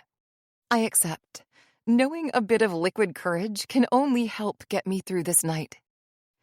Still puzzled by Monica's comment, I make my way through the room. Stands are positioned throughout the room, canvases displayed on each. Most are facing inward, toward the crowd, so I can't see what Aiden has chosen until I'm nearing the center of the large room. I smile in greeting at a few people I recognize, workshop teachers, foundation employees. They all seem to give me strange looks.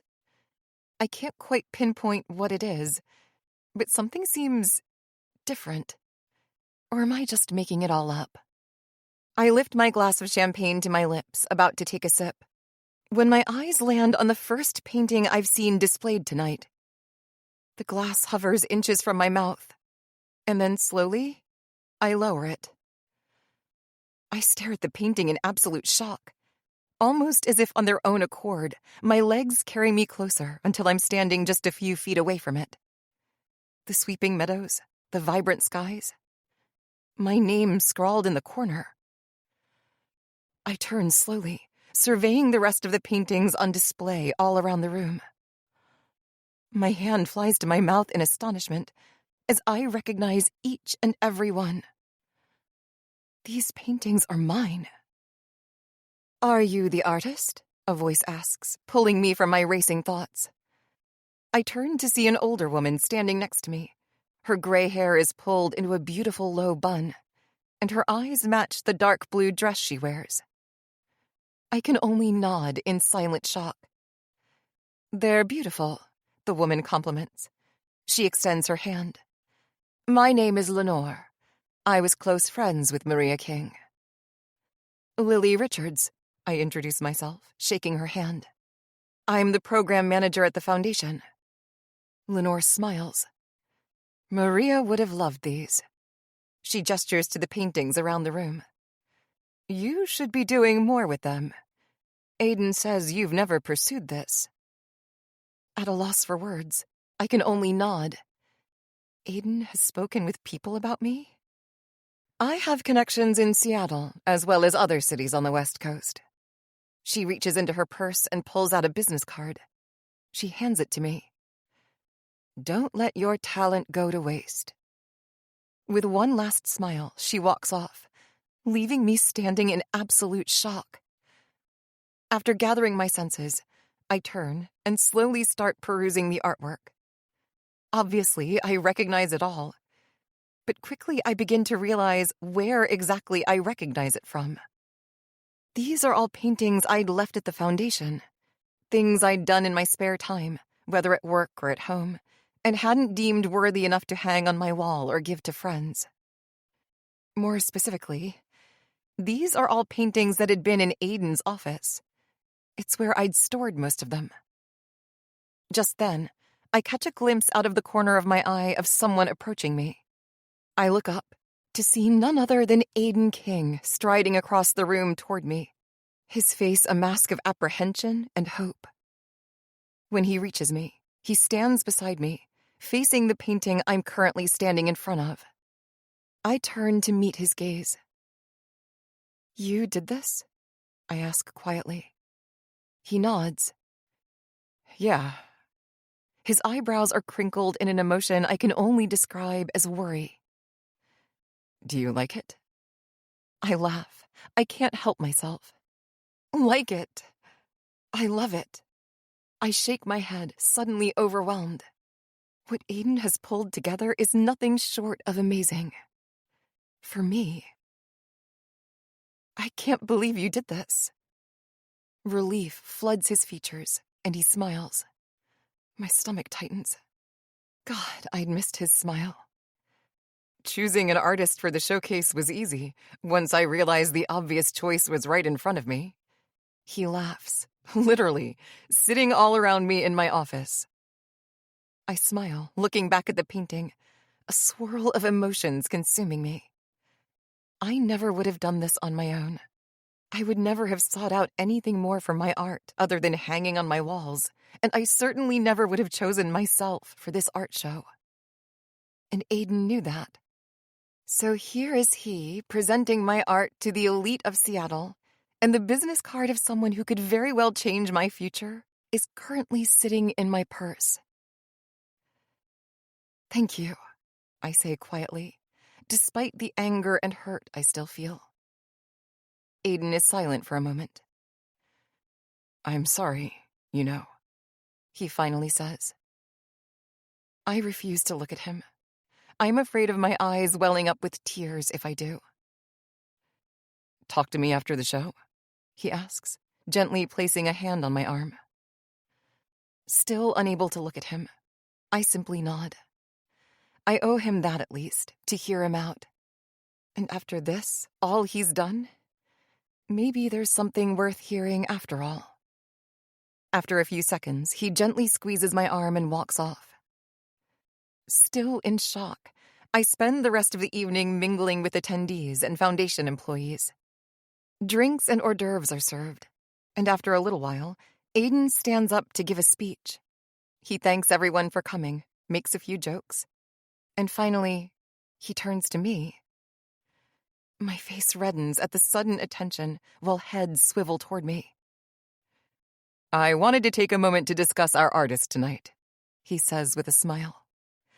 Lily Richards, if you aren't aware, is the talented woman who painted all these pieces you see displayed around us. As humble as she is, she would never have chosen herself to be the guest of honor here tonight. So that choice had to fall to me, he says with a laugh. And I think you'll all agree it was a good choice. Murmurs of agreement filter through the crowd, and I look down at my feet with a smile. Aiden continues. Not only is she a gifted painter, but she's the program manager at the Maria King Foundation, the reason it runs smoothly and continues to make a difference in our community. Aiden pauses, glancing throughout the room, his gaze landing on mine for a brief moment. My mom loved everything about art, he finally says. Creating it, observing it, being in its presence. That was her life. That's what she cared about. Just then, I notice Alec King off to the side, and I'm pleasantly surprised he showed up. Surely he's a busy man. As Aiden continues to talk about their mom, Alec simply nods along, his gaze glued to his younger brother. Me and my brothers have done a lot. We've been busy, Aiden says with a laugh. But I think this foundation, this might be the thing I'm most proud of. It's certainly what Mom would have been the proudest of. She'd be happy to see what it does for the Seattle community in her name. Aiden takes a breath. Then that familiar smile returns to his face, and he looks back at the crowd again. The foundation has plans to turn these art shows into a regular occurrence. So thank you all for joining us tonight, and stay tuned for news on upcoming showcases. He holds his glass of champagne high. To my mom, Maria King. We all raise our glasses in a toast, and then the chatter in the room resumes. I watch Aiden walk over to Alec, the two of them quickly locked into a discussion, which includes a hug. I turn away, busying myself in the nearest conversation I can find between a few coworkers. Soon, I notice people beginning to filter out. I glance at the time on my phone. It's a little after 9. Monica sidles up to me, giving me a side hug. "I'm going to head out," she says. "Again, beautiful work. Both your art and this whole thing." She gestures around us. I smile. "Thank you." She lowers her voice, glancing sideways. "Have you talked to Aiden?" I shake my head. "No, but we're going to," I admit. She nods, giving me a pointed look. "Hear him out. That's my vote. See you later." And with that, she leaves. Most of the other Foundation employees head out as well, saying goodnight to me before they do so. It isn't long until the entire room has basically cleared out. It's just me, a couple attendees who are pulling on their coats, and Aiden and Alec, who are still talking. I'd head out myself if I hadn't promised Aiden I'd speak with him. I shuffle nervously, biting my lip and staring up at one of my paintings. It's then that they both notice me. Aiden says something to Alec, and after a clap on the back, they part ways, Alec heading for the door. Aiden approaches me. He stands next to me, his hands in his pockets, silent for a moment. "I think the event went well, overall," he finally says. I nod. I think so too.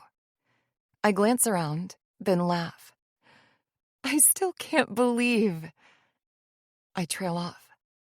He smiles. "A few people expressed interest in buying some of your pieces. I obviously didn't want to agree before talking with you." I raise my eyebrows in surprise.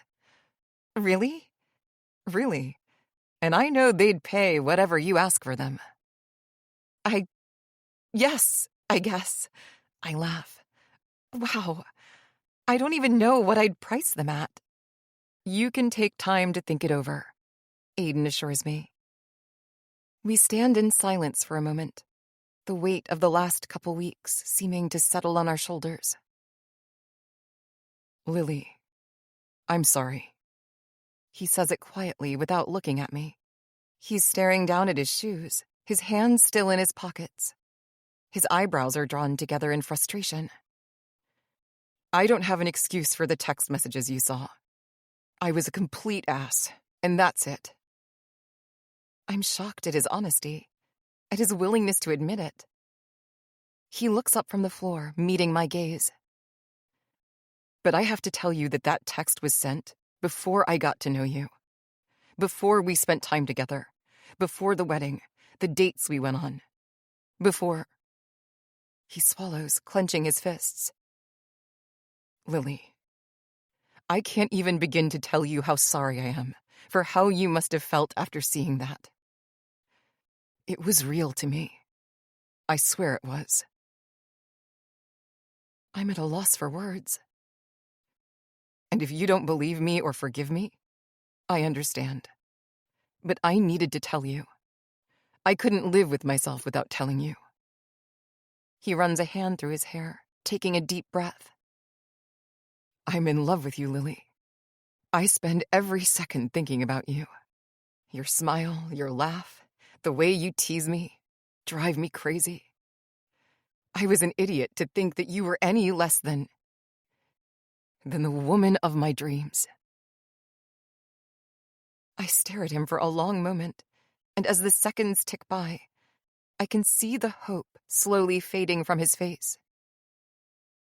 "You love me?" I repeat. It's the only thing I can manage to utter. "I love you," he echoes. Tears spring to my eyes, and I don't have the willpower to hold them back. I rerun our last night together in my mind, how I'd felt reading that text, how I'd run from his apartment, how I'd cried for days. But then I think of the art show, how he'd chosen my paintings, lovingly curated them, talked about me in his speech. And now, he loves me. "I love you too," I whisper, a tear sliding down my cheek. A desperate sigh of relief escapes him, and before I have time to say or do anything, he's closed the distance between us and wrapped me in his arms. He squeezes tightly, nestling his face against my neck. "You mean it?" he murmurs into my ear.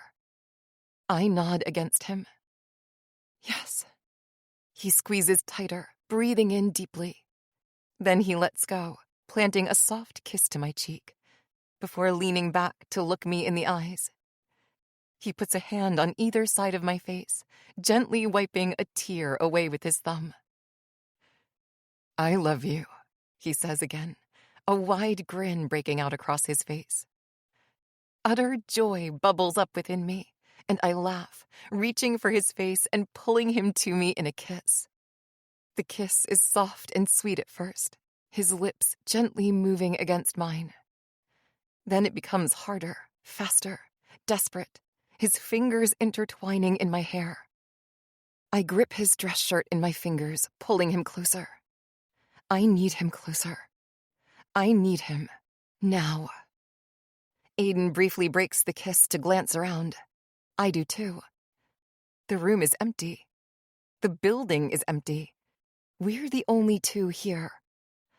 He bites his lip, smirking down at me. That smirk that makes my knees go weak. He reaches down, underneath my skirt, finding my center through my panties and rubbing gently. I moan softly, and he covers my mouth with his, kissing me deeply as he continues gently rubbing me. When he reaches a finger underneath my panties to slide it against my slit, I break our kiss with a gasp of pleasure. Aiden smiles down at me. "You like that?" I nod. He slowly slides his finger from my bud along my slit, stopping at my entrance. Then he slips his finger inside of me. I throw my head back with a deep moan, bucking my hips against him. He kisses my neck, down my collarbone, my chest, to the tops of my breasts. He pumps his finger in and out of me, and I whimper softly. "Aiden," I whine. "Yeah, baby?" he asks. "I want you." I open my eyes to meet his gaze, my own desire mirrored there. "I want you inside of me." His gaze darkens, and his jaw tightens. His hand disappears from under my skirt. He grabs my arm, pulling me across the room to the nearest wall. He pulls out his wallet, fumbling for a condom. Then he unzips his pants, pulling his cock free and sliding it on. Then he gently guides me until my back is against the wall. He reaches down to grab my thighs, hoisting me up, and then pinning me against the wall with his body. I gasp in surprise. "Wrap your legs around me," he orders, "and hold on to me." I do as he says, wrapping my legs tightly around his torso and wrapping my arms around his neck. He presses his lips to mine in a desperate kiss, a kiss that leaves me breathless. Then he reaches down between us, finding my panties and sliding them aside. He nestles closer to me, and I can feel him against my entrance. He looks back to me, his eyes glued to mine. And then he enters me. I gasp in pleasure, my nails digging into his back. He sighs deeply, still holding my gaze. "Does that feel good?" he asks. I nod. Just like last time, there's a slight twinge of discomfort, but it's immediately replaced by an overwhelming sensation of pleasure. Aiden slowly pumps in and out of me, almost agonizingly so. I moan, gripping him tighter against me. "God, you feel so good," he murmurs in my ear. His hands under my thighs, holding me up, his fingers dig into my flesh, driving me wild. He picks up speed, thrusting faster and faster. My moans are becoming louder, echoing off the walls of the large room. His hand reaches between us, finding my clit and rubbing. I shriek at the sensation, gripping him tighter. The pleasure is building and building. I can feel myself getting closer to the edge. "Aiden," I whimper. He covers my mouth with his tongue dancing with mine, devouring me. The kiss is desperate, taking all of me, leaving nothing. I whimper into his mouth as the pressure at my core builds. He breaks the kiss to murmur, "Come for me, Lily. Be my good girl, and come for me." At that, I crash over the edge, gasping. Aiden isn't far behind. And when he pulls out, he sets me back on my feet. We lean against each other, panting, our hands intertwined. I look up to see that devilish smirk on his face, that stupid smirk that gives me equal parts irritation and desire. Only this time, I see much more behind that smile. I see love. He reaches out to brush a strand of hair behind my ear. "I love you, Lily Richards," he says with a smile I can only describe as giddy. I love you, Aiden King. We hope you have enjoyed this production of The Billionaire's Obsession, a first-time romance by Penelope Ryan. Narrated by Brandon Utah and Amelia Hugh. Copyright 2024 by Penelope Ryan. Published by arrangement with Penelope Ryan. Sound recording copyright 2026 by Tantor Media Incorporated. Tantor is an RB Media audio brand. This recording is protected by copyright.